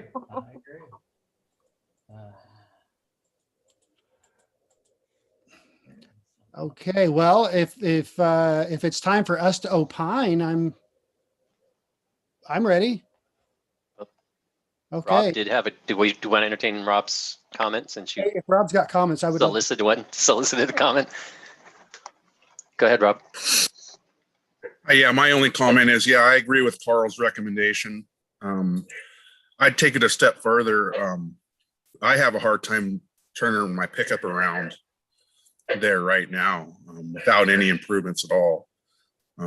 It's more than a 3 or 4 point turn with my pickup. So if we ever had to turn the engine around there in the current situation, it would be difficult. So, but yeah, I'm on board with Carl's recommendation, with maybe even the caveat that we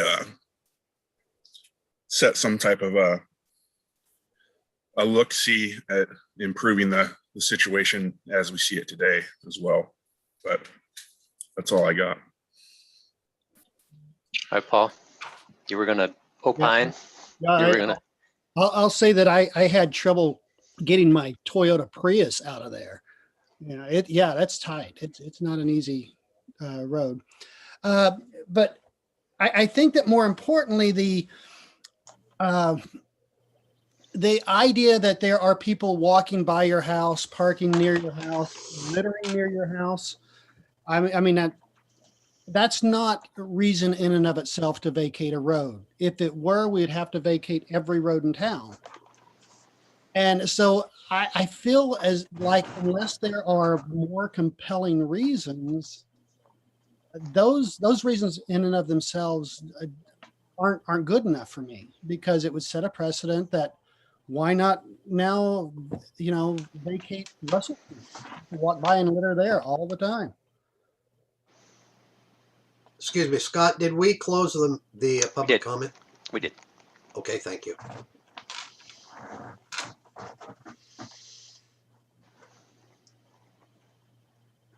And as far as the water access portion of the discussion, even if we were to go forward with vacating the road formerly known as No Name Road, we would, I would not be in favor of doing that until an alternative public access was developed. I want public access to the river from somewhere. If not there, then we need to establish it somewhere else before we take the road. Yeah, I'll jump in. I'm going to echo with Paul. I have a big concern that we've tied public access to water with these two petitions for vacation. In my opinion, they're not tied together, and they shouldn't be tied together. Whether there's public access or not is not the issue here, because what the petitioners want is to vacate so they can then control that area. And that's fine. I understand their position, but whoever found the county commissioner's minutes from 1982, thank you. Because I mean, they're the acting engineer recommended vacation, but the county commissioner said no. They said it's going to keep it as is and for specific reasons. And they went through those reasons. Obviously, we as the city have not maintained that area. Iman Cemetery Road, which does dead end at that point, and then Iman Cemetery Road comes off of it. If you keep going, you do get to a cliff and you fall off. So, I mean, whether you stop it where it is now, and the vacation of the Dobley request, which is just basically ending it where it currently is, valid question, whether you push it back 10 feet or what, you're still going to run into the cliff. You can't go much further down that portion. But I'm in complete agreement with Paul that there's no reason for us to vacate Iman Cemetery Road. In fact, there's, like the garage literally that was there in 1982, the 50-foot pin sits right in front of it. So it's not in the right of way, but it's there. And then all the growth that's come south from there is impeding the use of that road. I do get it. I know people park there. I live up here, so I respect the petitioners with their problem with traffic flow. But that's a completely different issue again, in my mind. I think the legal question before us and the city council question is, do we grant a petition to vacate on this basis? I agree with Paul. I don't see a reason to vacate Iman Cemetery Road. There may be a reason to vacate a portion of the Iman Loop Road. I'm sorry, Iman Cemetery Road. Yeah. And then Iman, where it dead ends there, the Dobley portion versus the Krug portion. So, and I've walked it 1,000 times. So it's just that's my opinion. And I just want to clarify one thing about the water access section of the street vacation code section, and that is, it doesn't require that the abutting road provide access to water. It also includes public view of water. And one of the things the council would have to find before it could vacate a road that abuts the water is that it is not suitable for a public view. For better or for worse, I think a property owner submitted countless photographs showing people parking on that road, presumably to look at the waterfall. And that could mitigate against you finding that it's not suitable for a public view. So that's something to keep in mind. I mean, you would have to make that finding in order to vacate that road at all. And then you have to go through a process of finding alternate access, or, it's sort of involved. But do take a hard look at that 35.79.035 in particular, the purposes that are set forth in 1A for the access, because it isn't just getting to the water. And if it were, then this might be easier, but it also involves viewing the water. And just so I assume everybody else has been out there, if you go to page 51, which is the Tennyson engineering drawing, if you walk the Dobley petition section, if you get to that end, you don't see the waterfall.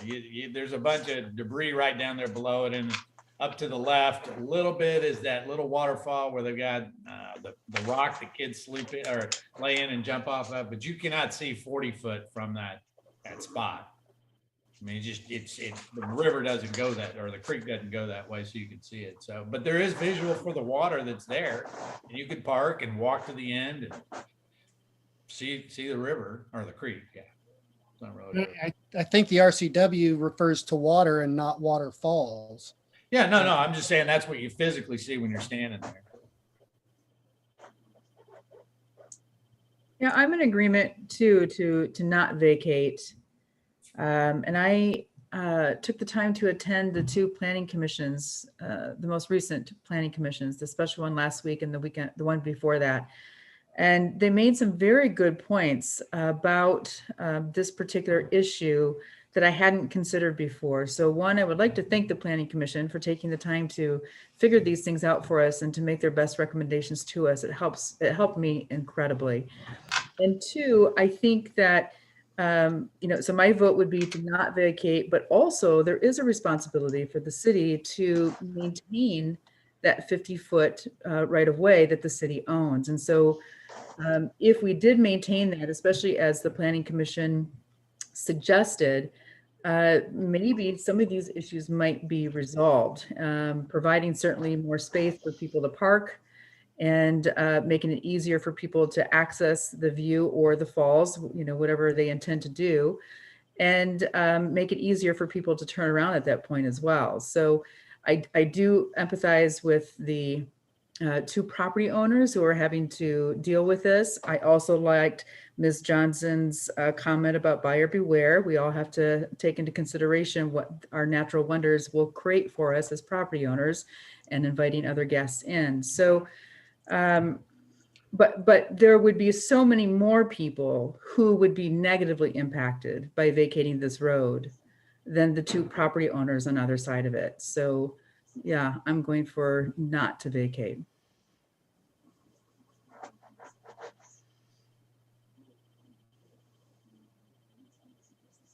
Say ditto to all of that.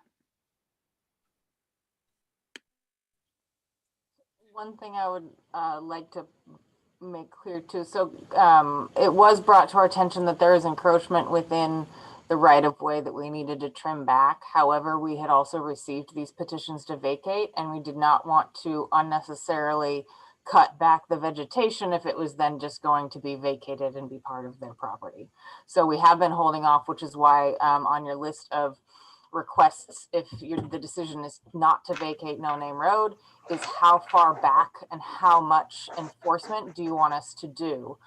Because there are other materials within the right of way that are encroaching, not just brush. And so is it a matter and would be more costly and invasive to the property owners. And they have been there for quite some time. So I guess that's a question to council as far as, do you want us to go forth and exercise our right for the entire right of way on both? And this is also, I guess, on Holly Street as well, because there's some encroachment there as well. So on No Name Road and on Holly Street. And then also, do you want us to include installing some signs? And this would also go into changing some of the legislation regarding parking. If we did install signs, we would want to make sure that the legislation is changed so that they could be enforceable with tickets from the sheriff's department. So again, that's part of where the decision tree is on within the council packet. No, they had to follow up for Liana. What happens is on that north side of the cemetery, I get confused because the road I drive up every day to come home is called Hyman Cemetery Road. And then I take a left and then it dead ends and then Hyman Cemetery Road goes off again. So I just think it's all one road up there. But on that north side of Hyman Cemetery Road going into the cemetery, there is a metal fence. There's a chain link fence that would be within the right of way as well. So, but there's brush that overgrows it. The question is, I guess, to the city, we need to decide, do we just cut it back to the fence? Not worry about the fact that the fence is encroaching, or, you know, do we give direction otherwise? That's, we're getting into the weeds on that one, but I know that the city wants direction. Yeah, well, I think that I would lean towards if it sounds like we're declaring that, yeah, the city's going to maintain ownership of this land. So if we own it, we should maintain it. And that's our responsibility. So yeah, I think that we should cut back the brush or whatever. Perhaps the cemetery district would lend a hand with, you know, they've got some equipment that might come in useful. I don't know if they would be interested in helping out. I question that little old ran down shed that's there on lot, what is it, 11 or something? 11, yeah. That as somebody said, it's just outside the easement, but is it within setbacks? And if it's in violation of setbacks, would we then grandfather it in, or would we require its removal?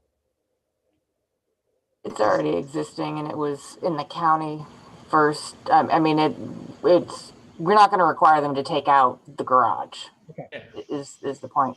And I think the other thing too is there are other locations where people have planted vegetation and structures within the city's right of way. And we aren't, I mean, it's not a nuisance. And so we're not necessarily exercising our full right within the right of way.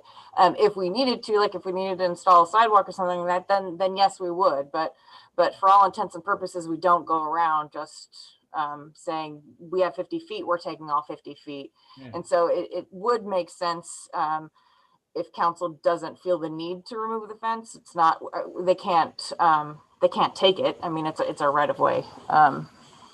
But so if we did want to develop it, we could. I need to interject. Okay. We do have a code section that requires a right-of-way use permit for structures within our right-of-way. A fence would be considered a structure for the purposes of a right-of-way use permit. So I think at the least we'd want to do is have them complete a right-of-way use permit for that structure. Fence. I guess the question is was the fence grandfathered in when the property was annexed into the city? There's no grandfathering in an encroachment on public property. Not giving them adverse possession, Ken? There you go. Sorry. You know, a recommendation I would make is that the property owners and maybe Carl can walk the area, and the cemetery district, walk the area, and they can, you know, take the orange spray can and say, this is where we need to be for sure. And everybody find out where their comfort zone is. And that gives everybody, although Carl just popped in, he's like, thanks. We did that. No, that's fine. And I just want to let you know, Robert, we did do that early on. The cemetery district and the property owners walked that. Perfect. And to restate what Liana said, at that time, actually the crew was up there ready to cut the brush back, and then the road vacation came in, and we decided to hold off until we could figure this out. Well, I think that, Carl, that's great to know, because I think that at least gives some input from everybody, and we can find a reasonable whatever portion of the easement we need, or right away we need to take back.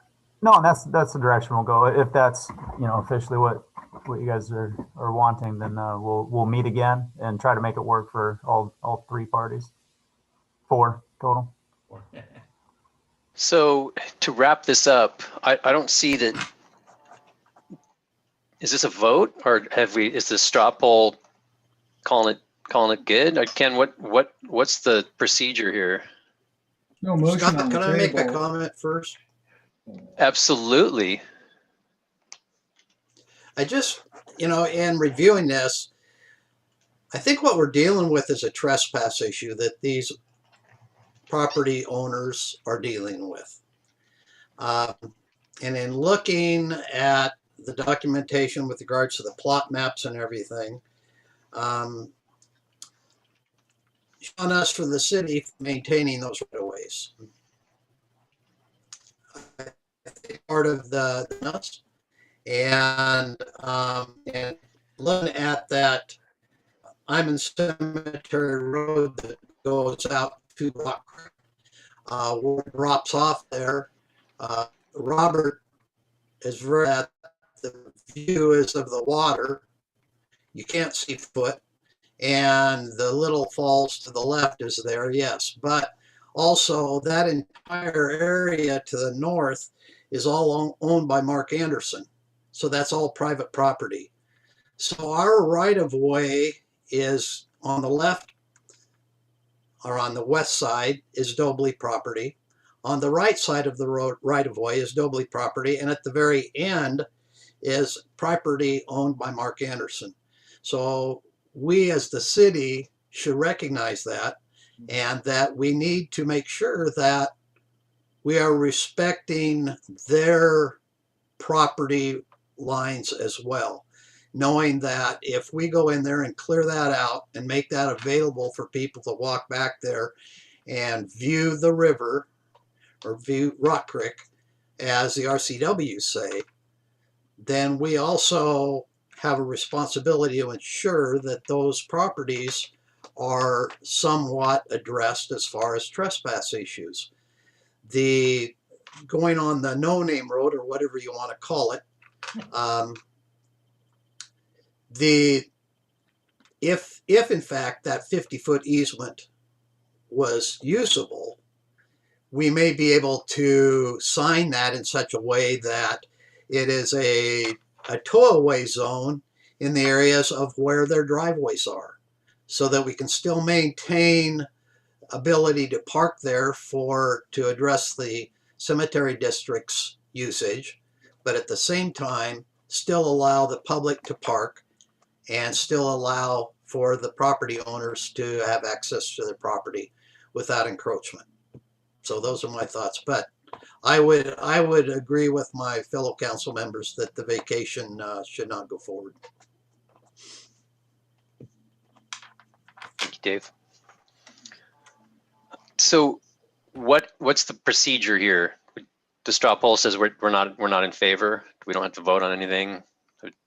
I mean, you can't vote in the negative. So, I mean, you could, if you wanted to put a period on the end of the sentence, vote to, vacate the roads, and then presumably it would be voted down. Or it can just, there's no obligation for the council to take action after you've conducted the public hearing. Your obligation was to conduct the public hearing. That's in the statute. So you can take action, take no action, really is up to you guys. Okay, so, and I think to Carl's point that this was not going to be one entity going through with some clippers and making decisions, that he's already stated that everyone involved will be involved. So I think that, well, to keep those relationships good, that's good that we're going to have that type of situation where we can wrap this up. So, but as far as we've conducted our public hearing and the straw poll indicates that we're not really in favor of vacating the roads, I think we're done. I think, and then council or staff direction, I think, has been given. I think the other question I have is, do we want to make any additional infrastructure changes within the right of way, like I said, such as increased signage? As far as trying to protect trespass, do we want to do any fencing? Do we want to do any garbage cans? Do we want to do any benches? Or just leave it as is, other than clearing brush from the right of way? My inclination is to clear the brush, and number two, work with the cemetery district and do whatever our part is to improve both of those sections of the road to allow for what their needs are. If that includes bringing in fresh gravel or whatever, I don't know.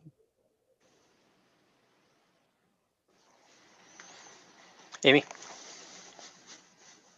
I think that we have to acknowledge that there is an existing trespass issue and there is a lot of trash. And given the fact that we've decided not to vacate, it would be really nice if the city, the cemetery district, and the two property owners could sit down and discuss, okay, what next? Because I do like the idea of trash cans. I do like the idea of a bench. I mean, the bench encourages use. The trash cans helps to mitigate that use. But I would really like to see those kind of all four parties come together and come up with the solution that works for all of them. And that conversation has changed, I think, now that we've decided, okay, we're not going to vacate. So given that we're not going to vacate, given that there is trespass, given that there is public use and seeing all those cars, like that's not going away, right? So how do we handle that? How do we work with all the parties to mitigate that and not discourage the public from using that space? I don't think we need to go out of our way to encourage it either, but I do think we need to find a way to handle what's already there in some more proactive way. Yeah, I think that we should proactively look for an alternative path to the water that Commissioner Lannon mentioned, allowing, developing the other side of Rock Creek from the transfer station. Great idea. But the problem is, Paul, that's all property owned by Mark Anderson across the way. That isn't owned by the county. I thought it was. I thought it was county.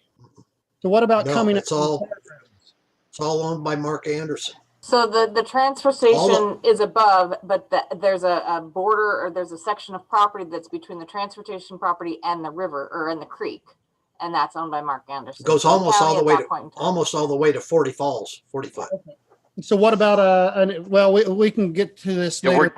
We're deferred. We're wandering off the path. Sorry for the pun. That was awful. Jeez. And I would agree with Amy. I would love to work with the property owners in the city up there on that committee. I would like to caution the use of trash cans for two reasons. They require maintenance, and also they attract raccoons, which eat the trash cans. Annie. Thank you. I want to encourage trash cans. They do require maintenance, but I think that's the least we can do for that area. It is heavily populated. What the trash cans don't, or what the trash cans might do for raccoons, the left trash certainly would also. So regardless, there are going to be animals there, but let's try to keep it as beautiful as we can for the neighbors who have to share that space now, or still with, hundreds of visitors over the course of the season. So I think that this is just a goodwill extension to these property owners and the neighborhood in general, that if we're going to create a more usable space for people, that we also take their issues into consideration and make this as, as friendly as we possibly can.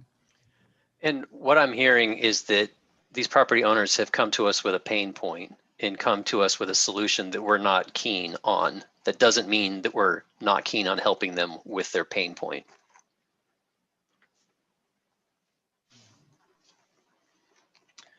Okay, any other comments before we move on? Dave, I assume you're on MapSifter, same as I am. So you see that it's funny, the county owns 60 foot, but Mark Anderson owns 40 foot. Correct. There you go. We're to the middle of it. Yeah. I just think it's funny. Yeah. Yeah. Okay. Liana, proposed budget amendments.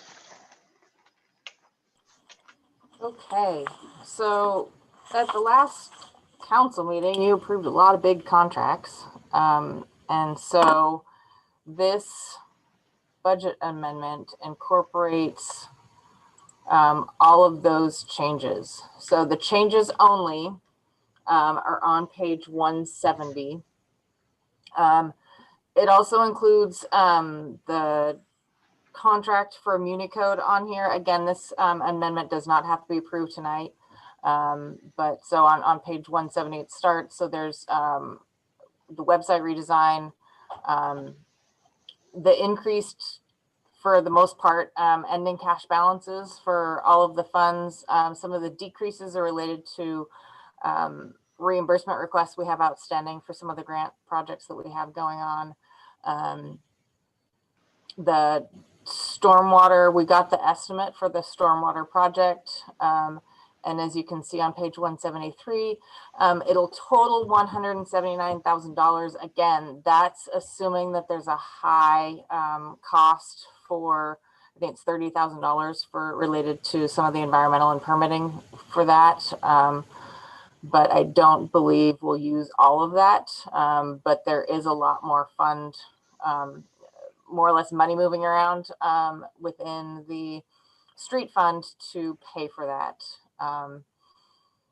And let's see, the ending cash in the street fund still meets our financial policy requirements, which is at least 10% of operating cash. What else? But yeah, on page, what is it? 180 is where sorry, not 180. 184 is where the larger projects come in. Right now, I threw in the budget for the construction portion of the project, which is going to be out to bid soon. I believe beginning of the first week or two of April. And so that's where that $1.7 million comes in. And that's based on what the current projection is for the timing of the projects, as well as the design consultant services that we anticipate to be spent in 2021. When we get final funding for the wastewater treatment plant, if that does start this year, then we'll do another budget amendment. So that kind of covers all of the changes. In the end, I think all of the funds are more improved than when we initially thought, which is always good news.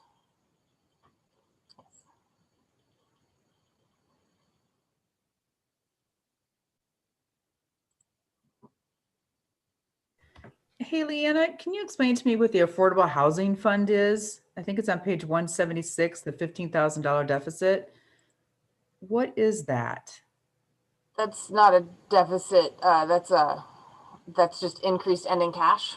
And so the $15,000 deficit, that's just the report that is shown. If you go to, because it's not all of the funds and not all of the revenues, the affordable housing tax is actually a credit that we receive. So page 206 shows everything related to that fund.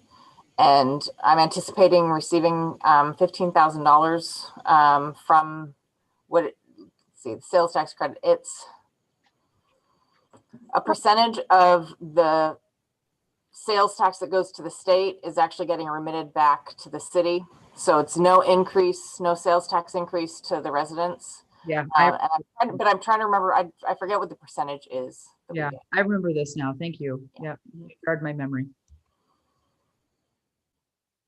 And so based on what we got last year, I don't know if $15,000, I think $15,000 might be overly optimistic, but we'll see.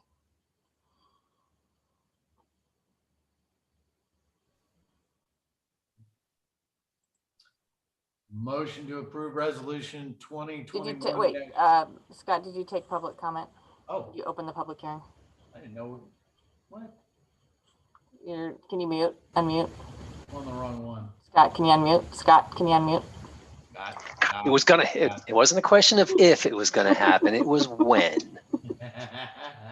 So all the items above that said public hearing. So I didn't realize that we were still within the public hearing heading. So we have a lot of them. I would like to open the public hearing on this matter at 8:02. And we don't have. We're down to just a couple attendees. So do either one of you have any comments for the council on this matter?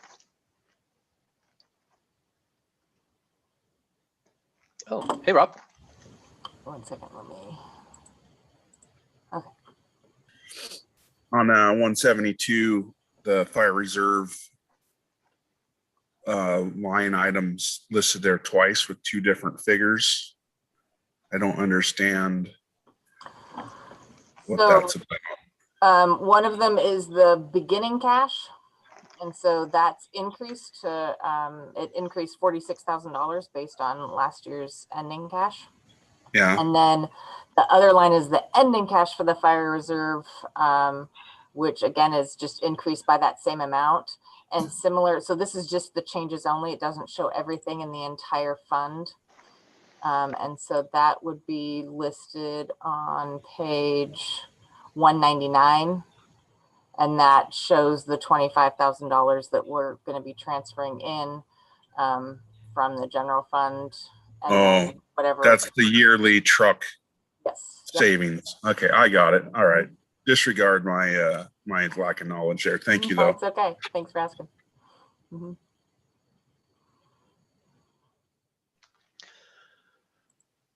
All right. Thanks, Rob. So we will close public comment at 8:04. Now, Robert. Motion to approve ordinance 2021-1173, amending the 2021 budget. I'll second. All right, we have a first and a second. Is there any other discussion? Roll call for the vote. Dave. Aye. Annie. Aye. Paul. Aye. Robert. Aye. And Amy. Aye. Thank you. Okay, moving along to the USDA RD application authorization. Looks like you're up again, Liana. So this was presented at the last council meeting. Again, there was a typo in the public hearing notification. This is authorizing us to apply for a USDA loan for the wastewater treatment plant construction. It'll be a $9.9 million project. It's also a main D extension as well. But the bulk of it is the $9.6 million wastewater treatment plant. And this is to get better rates and a longer term, so lower payment than what our current proposal is for Department of Ecology. That's our goal. All right, I'd like to open the public hearing at 8:05.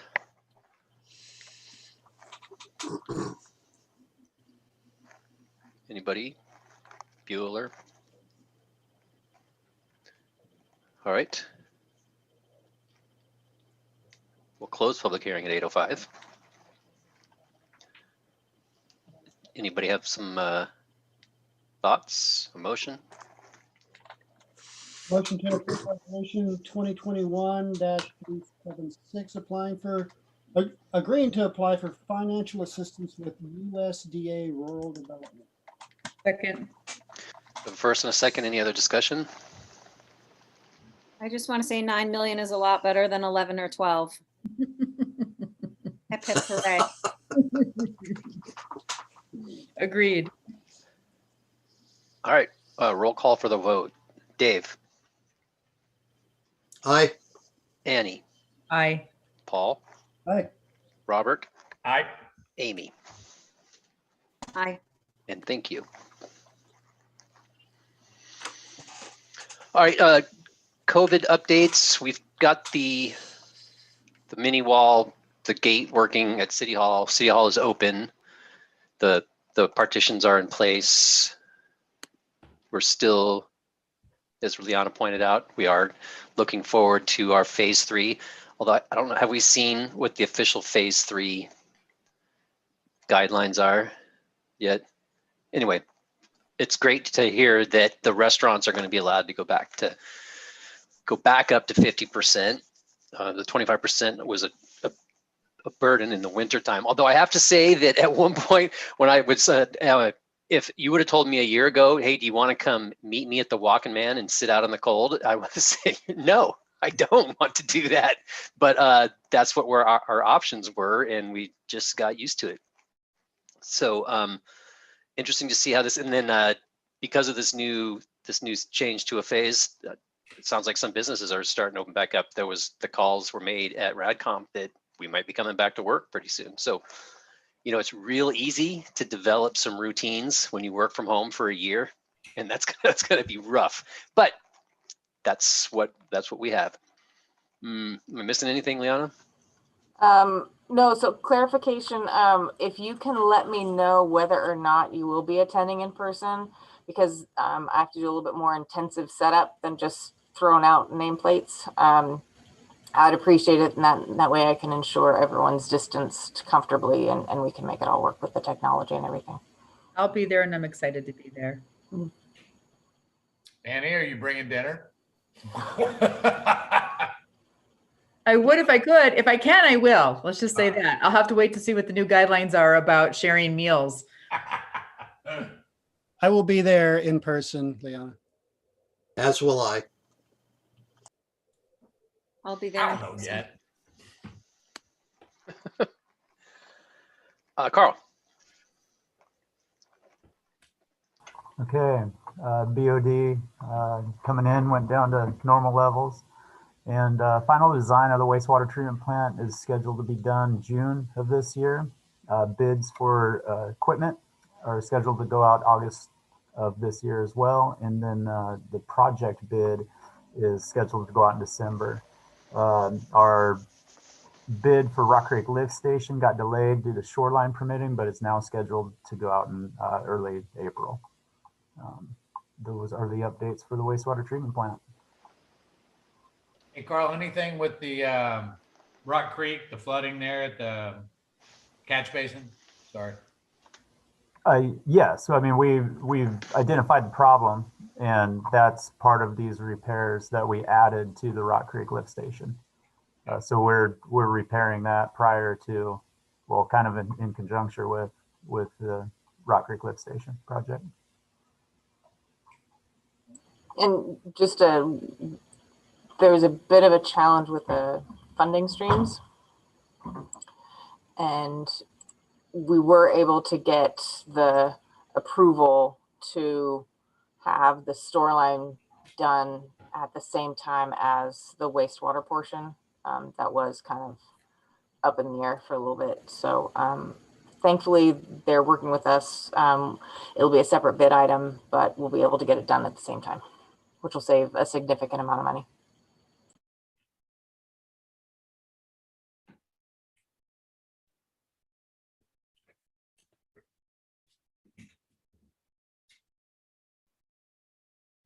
Scott, you're muted again. I don't think I'm going to have this problem in person. I'm pretty sure that that's not going to be an issue. So the next thing up, because you have voted to authorize the city to apply for USDA funds, USDA has some requirements that need to be in place so that we can ask for that money. And one of them is a conflict of interest process. Well, so they require a conflict of interest policy, and when we were reviewing the policies that they were requesting, it conflicts with a lot of the RCW. But the only thing we were really missing as part of the process, as part of the policy that USDA is requesting, is the process for what happens when someone has a conflict of interest. And so that's what this policy is. It is just covering the process if you identify a potential conflict of interest. But RCW 42.23 covers the rest of the policy as far as what is a conflict of interest and the statutes around that.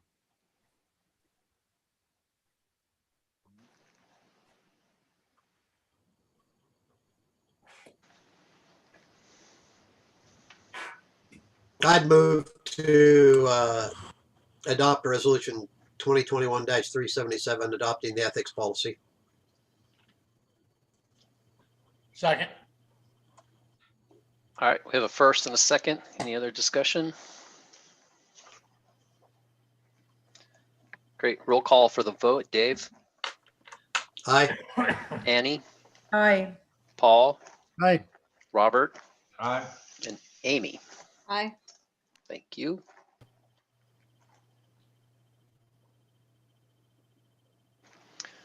All right, Liana. So at the last meeting, I briefly discussed going with Municode to revitalize our website. And so in here is the quote that they presented. They also gave a lot of different websites that you could check out if you had time to, with different capabilities. We actually looked at the city of Los Altos the other day, Scott, when Scott was here and we were going over the CIP plan, and he was able to see sort of how the project interface works. And so looking kind of forward to that. Within this quote, they gave us 2 payment options, which I don't know. We have the funds right now. I was able to budget it. We had a bit of a cash carryover more than anticipated from last year, and it's a one-time expense for the most part. And so it can all come out of this year, and that would be I think $7,900. And then, and that holds that price for 3 years. But if we do a 4-year interest-free payment, they'll hold the price for 4 years. So it would save 1 year on the annual cost increasing. So it's $4,800 for the implementation cost, and then the annual cost would be $2,700 if we went also with the option to have people subscribe to email notifications for the specific page updates. I don't know if that's something that council is interested in or the public's interested in, but that is an option that is not included in the base price for this one. Do you know if we could add that option in later if there is public interest? Yeah, we probably could. I mean, I don't think it's that difficult to add in. So, and I don't think there's a lot of configuration that goes in with that. What specifically is that, the email bit? So the email would be, so when we add something to the website, so say right now when we add something to the spotlight on our homepage, no one's really notified that something's changed. What this would do is once someone goes in and does that update, staff, I mean, you have to push out the notification. So it's not like if you change a typo, it just sends people emails. But we would then say, hey, we've added this to the website, check it out. So. And what's the additional cost for that? $600 a year. That seems well worth it to me. I'd like to see the 4-year option and the email push notification. Was there, I see that this company is from Florida, or at least one of the addresses that I'm looking at is from Florida. Did we try to get more local for something like this? I mean, this seems like something we could find in our backyard. Oh, we tried. Either not interested or out of their range, or we've beat the bushes. While they're based in Florida, they have an office in Portland. Oh, okay. All right. So. Got it. But only if Drago does our website, because according to Drago, his work speaks for itself. If you look on page 236. Oh. He's the graphic designer. Gotcha. Yeah. No idea what his work is, but it speaks. All righty. Make a motion if you're ready Go for it. to approve the agreement with Municode. I don't know, is that $4,800 though? Is that the 4-year option? The $4,800 is the implementation cost. And so option B would just be the payment schedule. So the prices don't change. It's just the payment schedule that you would choose. Okay, so I can make this motion as presented here in your document? Yeah. Okay, to approve the contract with Municode for the website redesign, hosting, and support services with an implementation cost of $4,800 and an annual cost of $2,700, which includes the email subscriptions and notifications options. And pay for the services as outlined in option B, the 4-year interest-free Payment schedule. That was a big one. Good job, baby. Thank you. Second that. We have several seconds on that one. Okay, so we have a first and a second. Is there any discussion, further discussion? A roll call for the vote. Dave? Annie? Aye. Paul? Aye. Robert? Aye. Amy? Aye. Thank you. Liana? Okay, so to fry our brain even more on finances, let's go over the annual financial report. So I don't know how many council members have actually seen this. I don't know that it's been, at least while I've been here, it hasn't been presented to council as a review process, nor as an approval process. However, they updated some of the sheets and recommend, as far as review goes, and recommend council review of the document as part of your fiduciary duty to the city. And so I think going forward, I might start asking for council approval as well. But like I said, since this is the first time anyone's looking at it, it can be a lot. And it starts on page 251.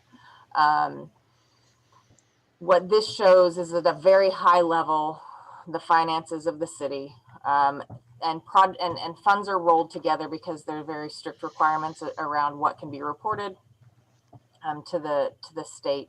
And so you'll see the general expense fund, and is only one fund, and it says that we have $2.7 million.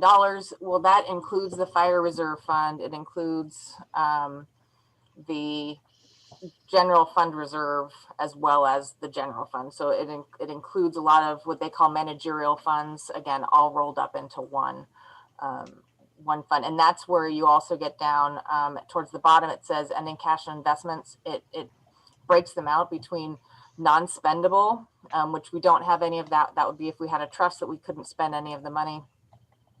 There's restricted, and funds that are restricted typically by state statute, or because you have outstanding loans that restrict the funds, or other requirements. And then you also have committed funds and assigned funds, and then unassigned. So the only unassigned money that we have is in the general fund, unreserved cash, and that's just your general cash carryover. Everything else we call assigned. So for example, in the general fund as assigned, we have those two reserves that we have. So our fire reserve, we assign it specifically to fire apparatus and those types of uses. We also have a reserve or assigned fund for the our unemployment reserve, which we have set aside because we do our unemployment. We don't go through the state for unemployment. So we have to have a specific amount set aside. And so that's assigned specifically for unemployment. We also have some set aside as quasi custodial funds and things of that nature. And so that's what's listed as unassigned. All of the detail around what those funds go to, though, are in the budget amendment that was earlier in the document, or in our council packet. This also goes through, again, at a very high level, the revenues we received, the expenditures that we received, other increases. So they're not necessarily operating revenues, but debt proceeds, or and so the debt proceeds that we received were related to the Department of Ecology fund. So it's all utilities related for the most part.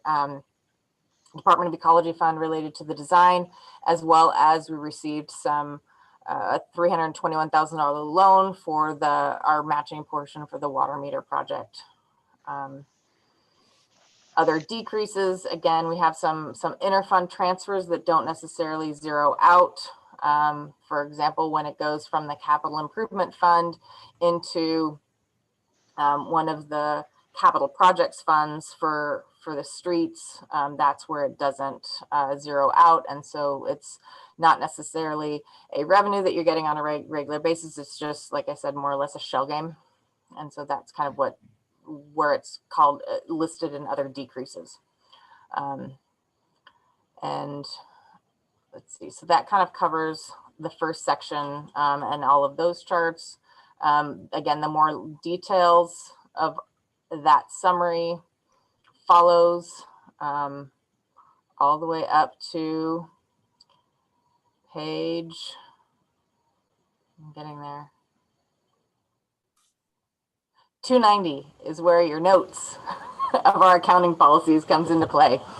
And so this is, again, just describes how we account for things, the different types of funds that we have.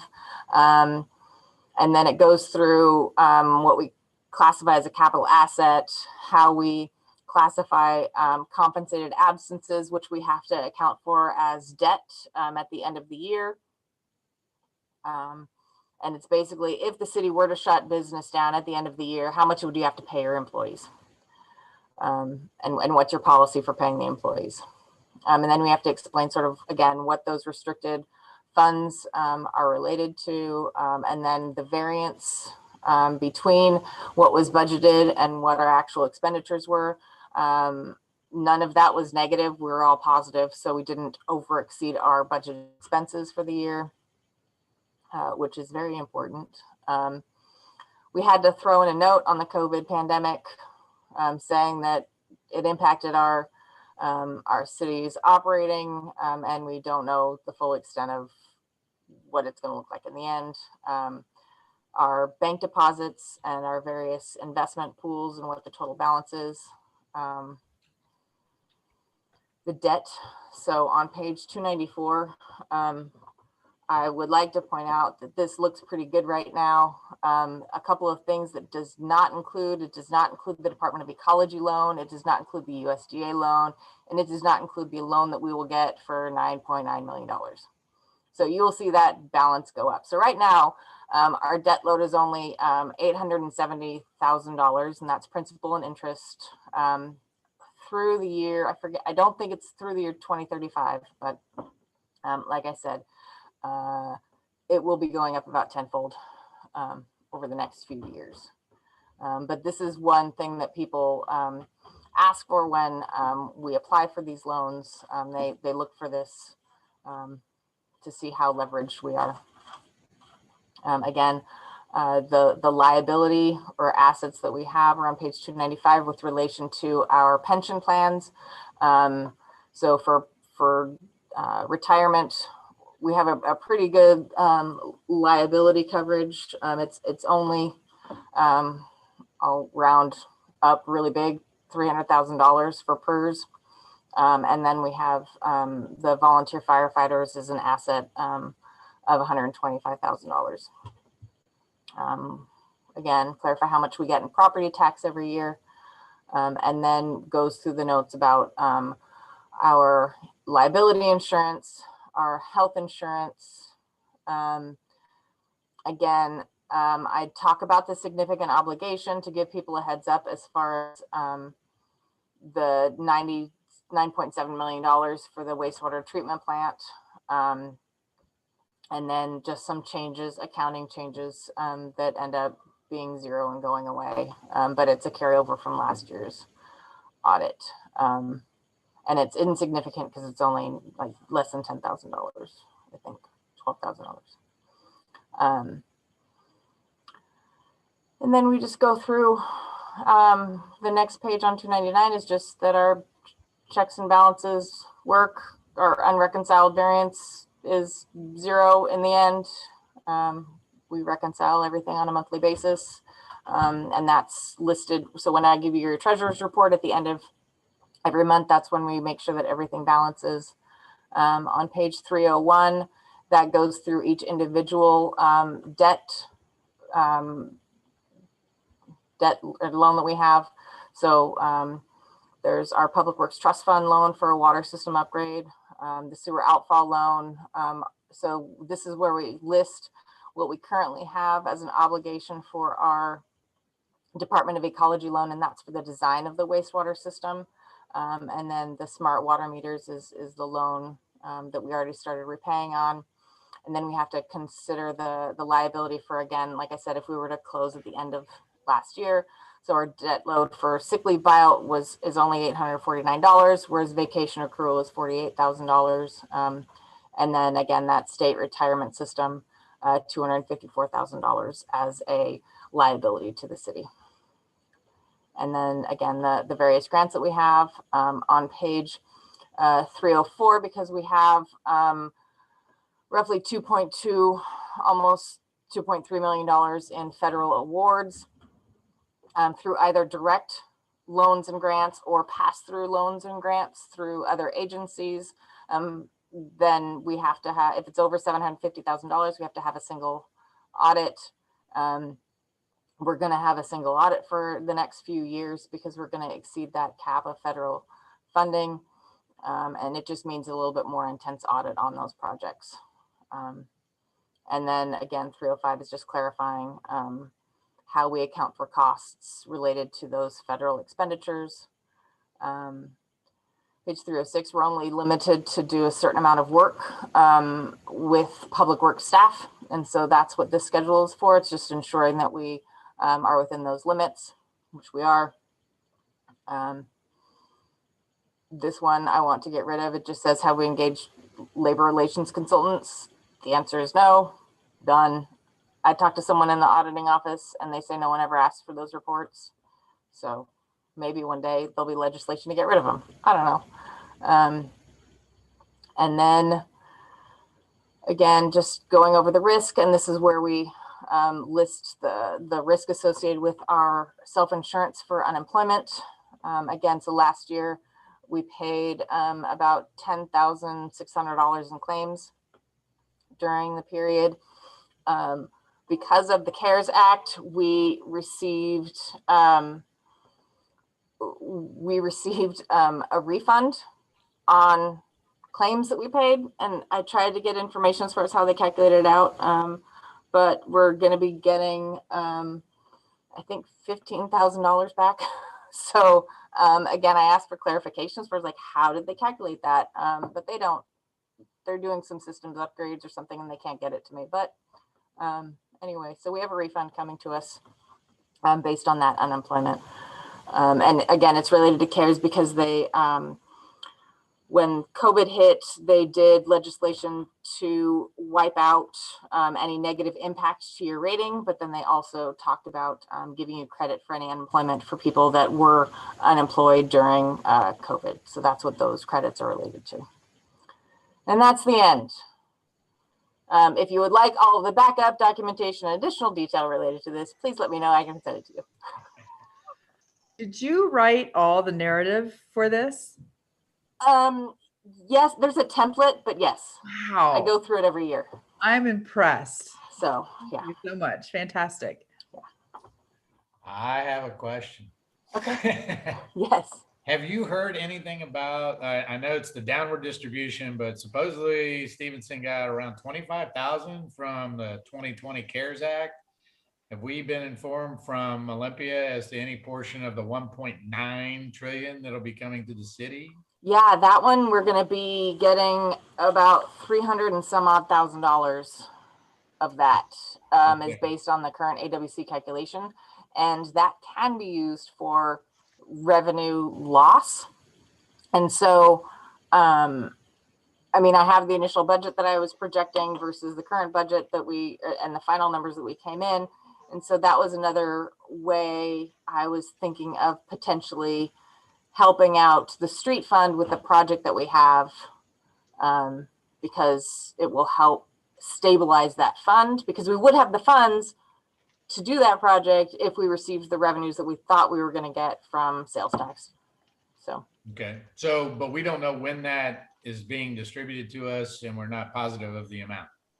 Right. And I heard a couple of things of like, they're going to get a quick injection now and then slowly dole it out later, and possibly you have until 2023 or 2024 to expend it. To expend it. Okay. So, but that's not included in our budget that you provided us tonight. So that's potentially an additional 300,000 that we can be allocated to projects as we go forward. Awesome. Thank you. Right. And also, there's grant funds outstanding that we have reimbursement requests that we'll be hoping to close out this year on, where we spent the money last year on the smart meter project, but we didn't get, due to many paperwork challenges, we didn't get the reimbursement requests in, and it's still not ready to get, but it'll come in this year. And so that'll just increase the water sewer ending cash. Okay. Well, as always, a much better job than listening to Nick for the years that we did. We absolutely enjoy the way you describe the budget to us. Or I do. I try to just hit the highlights, but again, yeah, if you need any more information. That's kind of what I was intimating at, that you hit the highlights as opposed to predecessors who drilled way down into the weeds. Binders of info. Yes, Amy. I'm wondering, Liana, can you just speak for a second about the leverage amount? Because I heard you say it's especially low right now, that $800-something thousand amount, and that's going to be increasing, you said tenfold, I think. And I'm just wondering, like, when we have to send that leverage report off to whomever for the next time, is that still, even at that tenfold number, are we still in an okay position, or are we starting to become like over leveraged? So, so on page 294, that's the long-term debt. And so that's your debt service requirements. We may be over leveraged, but I think the short answer is it all depends on what you're going for. Because so USDA is a revenue bond. And so that is specifically only on your water sewer revenue. And if you're not trying to go for a loan for water sewer, I don't know that they would look at that. I don't think they look at your property valuation to see if you're over leveraged in that capacity. Private loans, they may. I think Opus was looking at that just to make sure that if we couldn't pay it from our utility standpoint, that our property taxes, that we had enough room, that we weren't at the cap for non-voted debt, that we could still make those payments. And so I don't know how that will affect our ability to get loans going forward. It'll more affect us if we were trying to get loans on the private sector. But I think if we're going after ecology, public works trust fund, and those types of financing, they look at it a little different. There's also the local program, and they're used to looking at the financials as a whole. So as long as you're bringing the revenues in, and you're able to make those payments, then it'll be okay. But again, it will. So part of the Department of Ecology, part of the reason why that loan payment is higher is it's 30 years. USDA is 40 years. So that's another question. Do you want to make those larger payments for a shorter period of time? I mean, the interest rate is also potentially higher as well than the USDA loan, which is a lower percentage rate, longer term, lower payments. But again, then you're paying on it for 40 years. So it's a trade-off. And it's all a trade-off for the current utility rates. I would think too that, every city has the same picture, right? The same story. And so I don't think we're probably any worse or any better than anybody else. I think we're probably all in a very similar situation. And so creditors will take that into consideration, as well as what the national averages or the state averages, between municipalities and their financial structure. Yeah, especially with wastewater treatment plants. I think there are waves that are starting to come. I think in the McEd board meeting that I just had, the community, their SEDS project listing, basically priority projects for each community. There's a wastewater project on there for Goldendale as well. Granted, I don't think it's to the level for us, but and then Hood River also has some wastewater stuff. So as infrastructure ages, depending on the problems that you're getting, the price tag's going up and up. And so, I mean, I think before us, the city of South Bend, Washington had I think their sewer rate is $100 to $200 a month for base fees because they were in the same boat. So. Right. Mhm. Yeah, it's the cost of operating a city, you know, Mhm. can't go around it. Mhm. And you have to remember to plan for it instead of putting it off for who knows how many years and then getting the, oh, no. It's really hard when you don't see it. So people, come talk. It's easy to complain about potholes and say, yeah, let's fix it, or sidewalks and everything. You see those. You don't really see the aging pipes that are underground. So out of sight, out of mind. But we're trying to change that. And the parking is something that is germane to this discussion as well, like fees, having people pay in for off-site parking. Like that's something that we're seeing now and can plan for. So I think we want to keep that in mind too. Like it's all part of that same plan. Thank you, Liana. So now, so this was the 2020 annual report. So does that mean that 2020 is essentially closed, and this is a sealed document? It's closed until we're audited. So I can, if I find an error and be like, oh, hey, we need to make some changes, I can still make it all the way up until we're audited, which is probably going to be sometime in August. Once it's audited, then it's really closed. But this is due May 30th. I was trying to get it done before March to see if they could audit us in March. That did not happen, and I'm kind of glad. So they won't have time to audit us until August. But it'll be done off our plate as far as this report goes. So. Cool. Mhm. All right, next up is the retreat agenda. Gosh, what page are we on here now? 310. 310. That's So, over a ream of paper. Yeah, I was gonna say, so being in person, we'll probably try to make these a little bit less paper intense, but sometimes we have when we do the contract for what is it? The construction phase, it might be paper intensive, but I might just email that out and not print it. And it might end up being cheaper to provide Chromebooks. Right, yeah, exactly. Yeah. Yeah, because we're over a ream of paper each right now. So page 310, very draft agenda, and I sent out an email with a SurveyMonkey summary, very similar to last year's, which was how are we doing on the projects, or how are we doing on the priorities and projects, ranking them again, and then if you have any others that you want to add, and then any questions or comments. So if there's anything else that you would like to see on this agenda, please let me know. Okay, perhaps there is. I spend way too much time on YouTube. And I have ran across some videos that I have felt like would be germane to city planning and planning for the future and so forth.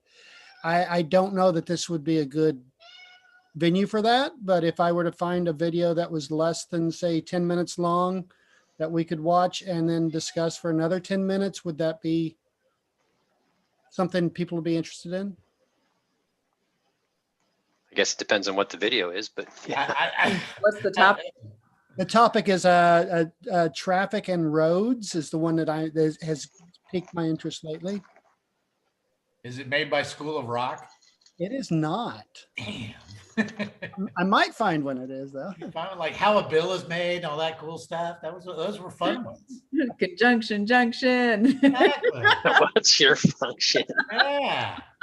Hooking up words and The electric light company.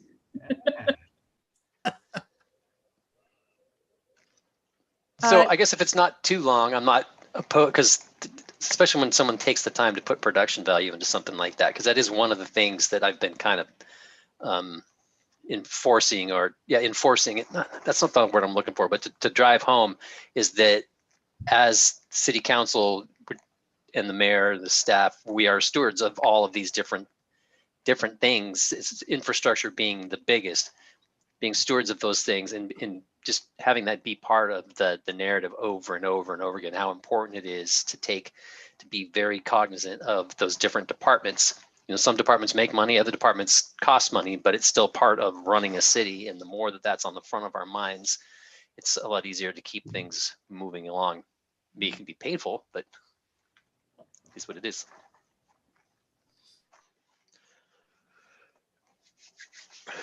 I'd like to see something on, just in my year plus here on the council, we've voted on a lot of proclamations.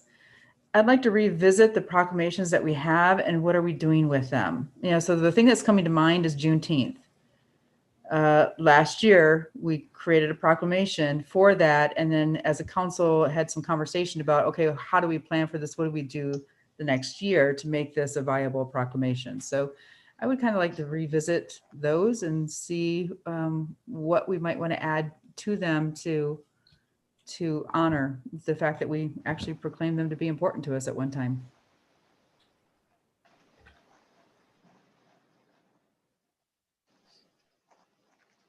Yeah, I wouldn't mind that discussion because I constantly get emails saying we would love for you to proclaim it's that this month for this or this week for that. And because I think Paul even mentioned it at the last meeting, is what exactly does that do for us? And really all it does is that the person that has asked for this to happen, they can check a box that said these many cities did this many counties did this, look at all this support.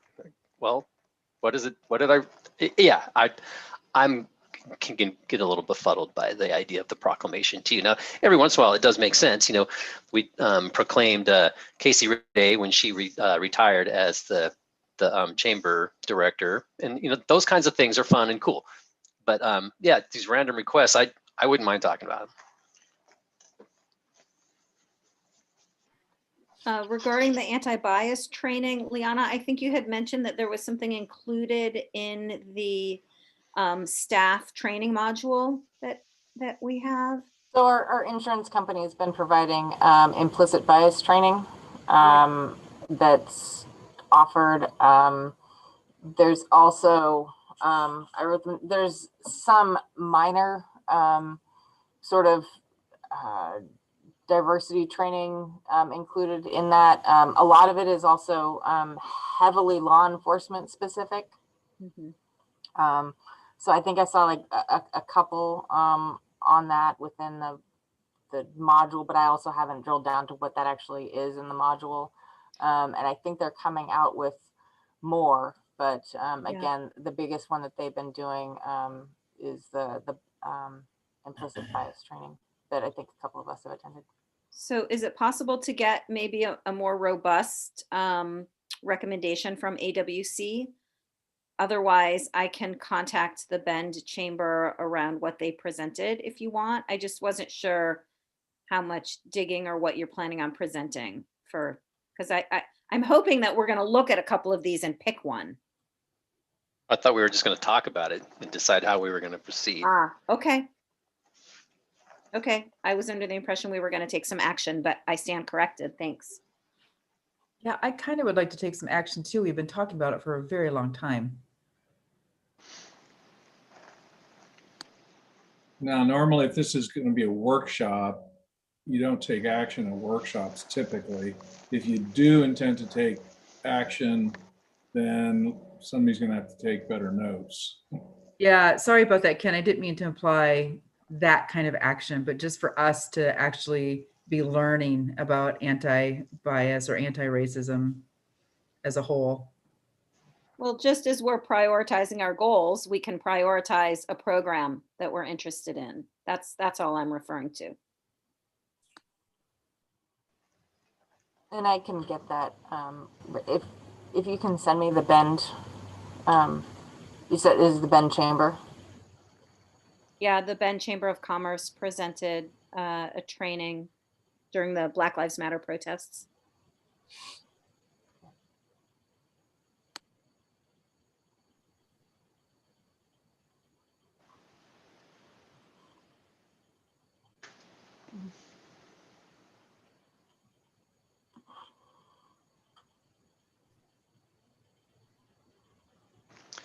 All right.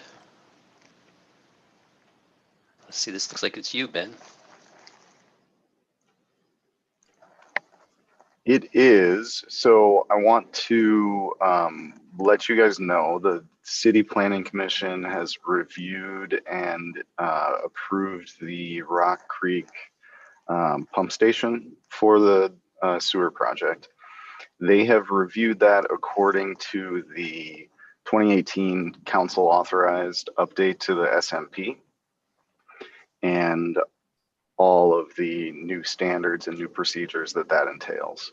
The SMP document is something that the city council adopts. It needs to be approved by Department of Ecology before it takes effect. In this case, this project proponent, the city voluntarily agreed to meet the new program. And in doing so, they went through the procedures that program, that's associated with that program, including their review and approval of shoreline substantial development permits. That's a change. The current procedures involve city council approval. And so since there's this weird little hole between what has been officially approved by Department of Ecology and what has been approved by the city council, I wanted to bring it to you to give you the option to wipe away the planning commission's actions on it and review it as the city council according to the older requirements. The city's use of the new procedures was approved by Department of Ecology staff, and so that little hole that it's falling in is much smaller because they were okay with it, but that it still exists. So that's why it's on your agenda. Tonight, I've got 3 potential actions for you. No action, which would mean the Planning Commission final order would stand, officially adopt the Planning Commission's final order, or I use the word vacate, just wipe that away and review it for yourself.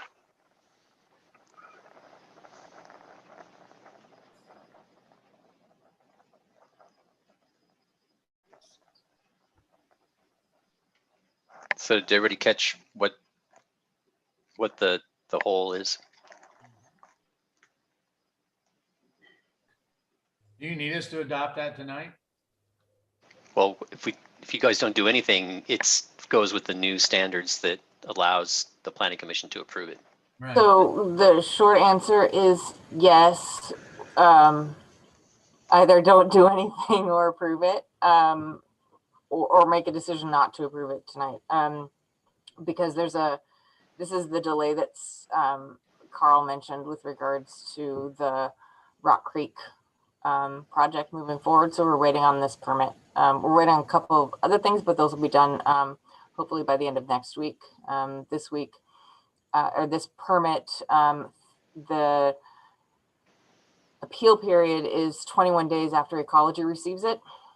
And USDA, their opinion is that the permit isn't valid until after that appeal period is up. And so that is the long option, or basically the thing that's holding up us moving forward on going to bid for Rock Creek. On the different perspective on your question too, Robert, right now, well, in any case, after the city makes a final decision on a project, we need to send it to the Department of Ecology within 5 days, and that triggers the 21 days. And so right now, because the Planning Commission held a special meeting on this, city council decision or lack of action would be within that same period. And so the hole, it remains the same size. If we don't take, or if you decide to look at this again next week or next month to make a decision, then that I just don't know how to go forward, spin around. Yeah, no, I mean, I've read it all. I couldn't tell from your options A, B, and C. C is not even an option, but A and B, if we didn't do anything, you're okay. But if we officially vote, what you've done is we've triggered a sooner response time for Department of Ecology, right? Ah, you went the other way. Unmuting. If it happens now, it's within the same 5 days and it's going out tomorrow. Right. That's why I mean, it's a timing. So I make a motion to approve Shore 2021-01 Rock Creek Pump Station Shoreline Substantial Development Permit with conditions as presented. Second. Yeah, I gotta get. I just want to put everyone's minds at ease too. It did go through planning. They did review it very robustly. It's also going through 2 federal agencies and their processes. So we're not trying to skirt anything. Okay, so the first and a second, is there any other discussion? And big thank you to planning. Right? Being power lifters. All right, roll call for the vote. Dave. Aye. Annie. Aye. Paul. Aye. Robert. Aye. And Amy. Aye. Thank you. All right, we do have some information items in the packet. Hopefully you got Pat's Port of Skamania update. I was just scrolling through that. They have done some exciting things down on the waterfront. I don't know if you guys have been down there lately, but it is really cool to go down there and see all the activity, especially the families. Yeah, those are good photos. Really good. Is there a reason Pat didn't come speak with us? Why are we getting a letter instead? Don't know that. Wasn't Right of you, able to. Amy. I believe they're doing their DC conference with all of the representatives at this time, so he wasn't able to make it. I do appreciate the letter, but also we spend a lot of money down there, and I would really like him to come and present to us in person.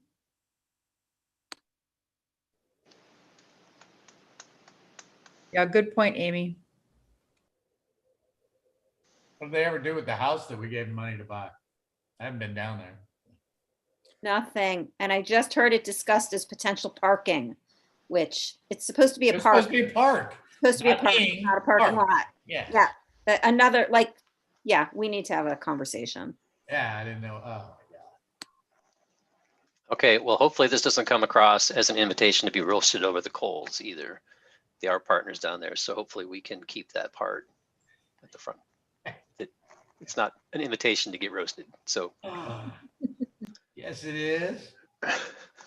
be nice, play nice. All right, Carl, you have an update for us? Or a report? I do. I got an update on several projects we got coming up. First one, tree inventory. Was able to meet with a representative from Bartlett last week and kind of got a trajectory of where we're headed with the tree inventory. And we'll do a kickoff meeting with staff, hopefully soon. I'm thinking in the next couple of weeks, but they've already had a couple of their staff members looking at our trees, street trees mainly, and getting a game plan moving forward. And the really high on their list was getting a list of stakeholders, namely up and down First and Second, but also on Rock Creek Drive, business owners and residents on those to get concerns, comments of the trees that they have on their, in front of their storefronts, in front of their houses. So that was that. First Street Overlook is slated to be late next week. Will be 99% plans will be done. From there, it goes to WashDOT for their review. It looks like probably 3 to 4 weeks for their review. Then it'll come back for 100% and another review by us. Rock Creek Lift Station, again, kind of touched on that earlier, but it looks like it's going to go out to bid in April. Corrosion control recommendation report should be done next week as well, to see if anything, if any type of additional treatment needs to take place for our water. And then shortly after that, we'll get back on the Hagewald well project to see what we need to do there to make it more of a permanent source. So again, those are projects we're working on now and upcoming. Hey, Carl, do you have a time frame on the overlook when construction will begin or? No, not yet. It kind of depends on what we see in the review. Yeah, so not yet. WSP was a little hesitant to give that to me. Yeah, we'll see what happens here at 99%. Are you willing to just make a sort of educated guess? I would hope that if we go to 100% and everybody likes what they see, what are we, a month away? April, May, June. The construction beginning? I would see it going out to bid maybe in June, July. Ben, you got any? That's a tough one to nail down, but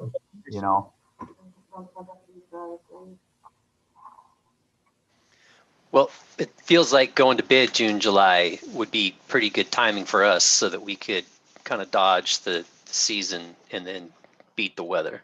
That's what feels like the sweet spot. Because what do you envision for traffic disruption for that project? One lane. We're looking at probably a 1-lane closure. There was, kind of asking if, because of course the contractor is going to want to shut the whole thing down, and we want to avoid that. So it'll be 1 lane. Yeah, I'm receiving word from our city administrator that money needs to be spent. I guess promised, however you want to say it, by August. So it looks like we better be well on our way by August, which I believe so. Again, the 4 weeks at WashDOT, honestly, I don't think they're going to have much to review. So hopefully they can turn that around quicker. Julio. Ben? Yeah, we sent off a request again to University of Washington for an intern. The project we've identified this time is looking at the parking downtown to further some of those actions that the Planning Commission identified that'll give you the information to make educated decisions on all the other issues that are going to come up related to parking. So fingers crossed on that, and hope to get another intern in here this summer. The white box over my shoulder is all the testing materials for Rock Creek Drive. So the goal is to do that on Monday. The lab technician is only there on Mondays, and so we need to do the initial tests on Monday, working out final details with Underwood Conservation District to send their technician out to have 2 sets of eyes on it and somebody who knows what they're doing helping me. Ben, a quick question. Is that city-owned property there where that water is? Not sure where the rights. Testing. Yeah, I don't know where the right-of-way lines are in that area, but it definitely flows into the city storm drainage system. Well, yeah, and I'm aware of that, but it's coming from the county, correct? Is that the water we're talking about? Yeah. Yep. And Is the county part of that process? We've been involving them in the initial phases. Hey, we're going to do this just to get answers about what is going on there. They don't have any, they're not helping to pay for the testing. They haven't been involved in that sort of way, but they're aware. And that's what my concern is if this is actually an issue with the county, there needs to be some more conversation there, as far as I'm concerned. Yeah, Dave, we decided But then I'm about as political erect as a rock. What's that, Annie? We decided as a council a couple of months ago when this was brought to our attention, and that the person who brought it to our attention wasn't getting any support from the county, that we would fund the testing just to get it moving. And so that's why we are where we are right now, is that we're taking responsibility for it. We'll just see where it takes us. Okay. All right. Good enough. Thanks. And then the other update on the residential zoning portion, the Planning Commission is still looking at options for that. As of right now, they have requested to amend the text of the R2 two-family residential district and talk about expanding the boundaries of that into some of those initially identified areas where that are close to the schools that could handle more people. So they are going to consider that at their next meeting and probably the next one after that. So potentially you could see sort of an initial draft first reading in April. It may be later than that too.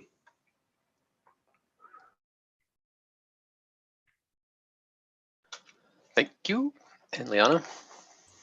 So wanted to highlight a couple of things out of my staff report. One is the Gorge Bridge impacts. So the one that will impact us the most right now are the weight restrictions on the Hood River White Salmon Bridge. I think I put the link in there as far as where you can find more information from the Port of Hood River as far as what the status of that is. But the short, let's see, the Federal Highway Administration, or ODOT, did an analysis on the bridge, and they determined that that they needed to do a weight restriction on loads that are heavy but have a short wheelbase. And so what they needed to do then is, because it was so close, they're going to do an actual weight load test, a physical test, to see if that engineer calculation was correct. And then if it was, then they're going to see if they can engineer a fix. And then if they can engineer a fix, then they're going to see if they can afford the fix or if it would be worth it, since they're trying to replace the bridge anyway. So long story short, is the weight restrictions are on the bridge for an indefinite period of time. It mostly affects logging trucks, fruit packing plants that are leaving the fruit packing facility, and or for trucks that are leaving the fruit packing facility versus not the trucks that are coming in. And then it also impacts cement trucks and gravel trucks and things of that nature. And so you may see more of those trucks heading through town until a fix is determined. And then the other one is that might not impact us as much. It all depends, but the Dalles Bridge is also undergoing a deck replacement project. And so they're one lane closures, but beginning Labor Day this year through Memorial Day of next year, they will be closing that crossing from Thursday night at 8 p.m. all the way through Monday morning at 6 a.m. And so the detour, again, is either the Hood River Bridge or Biggs. Are they anticipating that traffic coming across the Bridge of the Gods then? I don't think for the Dalles Bridge, but for the Hood River White Salmon Bridge, they are. So, okay. Yeah. And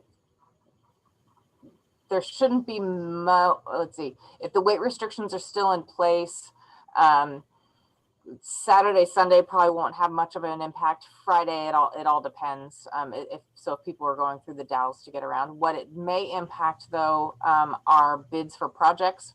So maybe not us as much necessarily, since if people can't go over the Hood River Bridge, it's not, the mileage might not be as bad to go across the Bridge of the Gods to get here with a load of cement.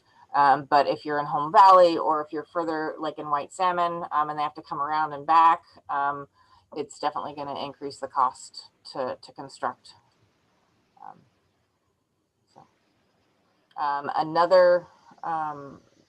So let's see, the RFPs, I have one for the traffic study. They're due tomorrow at 2. So we'll see. One thing Carl didn't mention is we closed out our water meter project. And so we're waiting on final paperwork. And again, I hope to have everything wrapped up this year.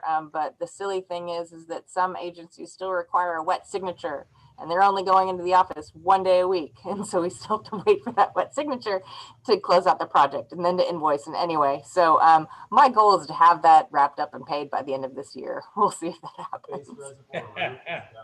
So, and the water treatment plant roof is done as well. So that was, I think, finished either late yesterday or today. I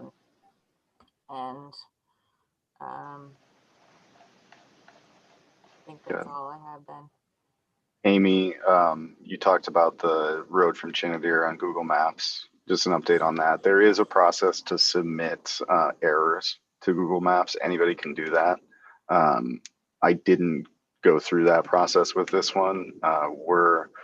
Because they're about to go to construction. So. Oh, and then on that, the construction plans. So with the Rock Creek project, Rock Creek and Cascade Interceptor project, there won't be construction on the weekends. That's what we put in the documents. And so they'll have it all buttoned up by the end of the night and on weekends as well. Depending on how things go, we may also be doing a project at the end of Vancouver, and we will be coordinating work down there. But again, that won't take place on the weekends. And so that's all we have. And yes, I mean, it's not going to be as bad as Russell as far as like just in the downtown area. And sidewalks torn up and everything. But yeah, there will also be impact on First Street as well with those 1-lane closures.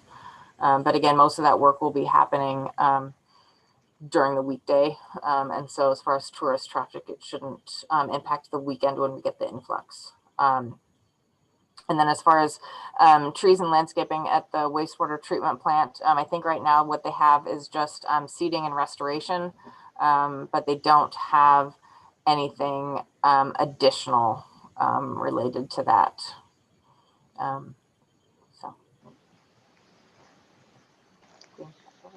The PUD also got EDA funding through the same program that we did for the pump station work. They are also finalizing their permits, and they hope to go to construction at some point this year too. Their project goes from North Bonneville all the way into Stevenson near the Interpretive Center. And so they will also be disturbing the Rock Creek Drive. They're not, well, I haven't heard what their staging plan is, where they're going to start on this end or that end, but that could be an additional project, much smaller, one single trench to dig and backfill. But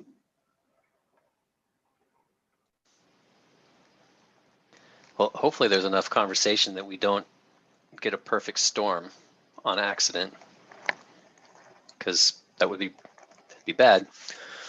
Okay. Anything else, Anna? Oh, you're muted. I think you're done. I would entertain a motion to approve the vouchers. Motion to approve the vouchers as presented. Second. We have a first and a second. Is there any discussion? Roll call for the vote. Dave. Aye. Annie. Aye. Paul. Aye. Robert. Aye. And Amy. Aye. Anything to bring to the group from the city council? Amy? A short list of questions. One is I think it was called, I think you guys informed me that it's a wave broadband wire that's down on the trail that goes from behind the wall that goes to Ashes Lake. That is still down, and they've gone to the trouble of pulling it out of the way of the trail, but I think we need to put a little bit of pressure on them to like actually get it fixed. And we've been talking with them to get it fixed. What's Just the come out deal? and fix it. I don't know. But we'll continue to pressure them. Yeah, if we have any leverage around our franchise agreement or anything else, that could be helpful. Because it's just, I mean, where that trail is going to be utilized a fair bit this coming spring and summer. So that needs to get fixed ASAP. Thank you for working on it. Also, Carl, the First Street Overlook project, I'm hoping that there's going to be room there for public art. I mentioned that when the consultants presented. So Liana was kind enough to forward me the names of the art committee. Thank you, Liana. And I'm going to be calling those folks, and I'd like to be able to say to them, let's talk about the wall as well as the First Street overlook project. Is that possible? So let me jump in on that. We've been talking about that. This comes up quite often and like we talked about when this came up when the consultants were there, is that the approach that we're taking, because the budget is already tight and actually getting a little tall, is that we are making sure that we are providing a blank canvas for public art. And I know it's an awful pun, pardon, but the idea is that yes, there will be an opportunity to do that. It's just we won't be able to afford that this time around. But it's about space right now, Yep. not Oh, yeah. budget. I just want to make sure there's space. And as far as the space goes, Carl's the one that's intimately familiar with the design. But yeah, we talk about this on almost a weekly basis. Awesome. Okay, so at some point, if somebody could get me like what the amount of space is, so that when or maybe I'll just CC you, Liana, or Carl, if you want, or Scott, on the art committee plan. Well, okay, so yeah, again, I don't know what kind of like open real estate there's going to be, but like we talked about, okay, so well, let's just say that the art committee wanted to put a statue, and that might require a pedestal. Where would the pedestal go? What size footprint is the statue going to be? So yeah, trying to keep it as loose-ended as possible with the understanding that that is our intent. So it sounds like just the dimensions of the overlook, and if there's a bench or anything else, what needs to be avoided? That's what I'm hearing, right? So how about, I could, even give you the 75 to 99% plans, right? Just so you can see kind of Sure. what you're working with. Is that kind of what you're looking for, Amy? Yeah, No problem. that's perfect. And I don't need that yet because I haven't emailed the art committee, but this is where I'm going to be going. So, okay, those two things, the same thing for the wall, that public art committee, the port. Yeah, I did not mean to imply that I didn't think they were doing a good job. I'm super happy with what they've done thus far. And my last comment is about Rock Creek Drive and the Dog Mountain Shuttle, because that'll affect the Dog Mountain Shuttle as well. So just as you're talking about the perfect storm, maybe just keep in mind how that shuttle might be affected. So Amy, I sent you sorry about the going back. I sent you an email, kind of a chain of the discussions that we've been having, just to kind of let you know that, yeah, we've contacted both Wallace, Liana, myself have been in contact with the county, with the shuttles. Perfect. Yeah. Okay, thank you. I'm involved in, I think the meetings that they've had regarding Dog Mountain Shuttle, and there's another follow-up meeting as well. And so I'm in the loop on that. And then we're also talking not just with the shuttle, but with the county. Perfect. I just want to make sure that's happening and that the construction is taking into account. Okay, thanks. Dave? Just wanted to let you know I met with the fire chief this last week for a goodly amount of time, and I'm going to be meeting with Liana and Ben tomorrow morning to get a little bit more of a handle on what's been going on with the fire hall. So just want to let you know that's ongoing. And you have Tom on your calendar as well? He is part of my conversation list. Yes. Good. I'm going to meet with Liana and Ben to try to get a little bit more of a background on it before I meet with Tom.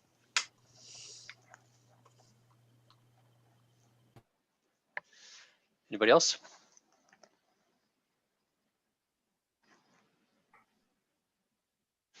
All right.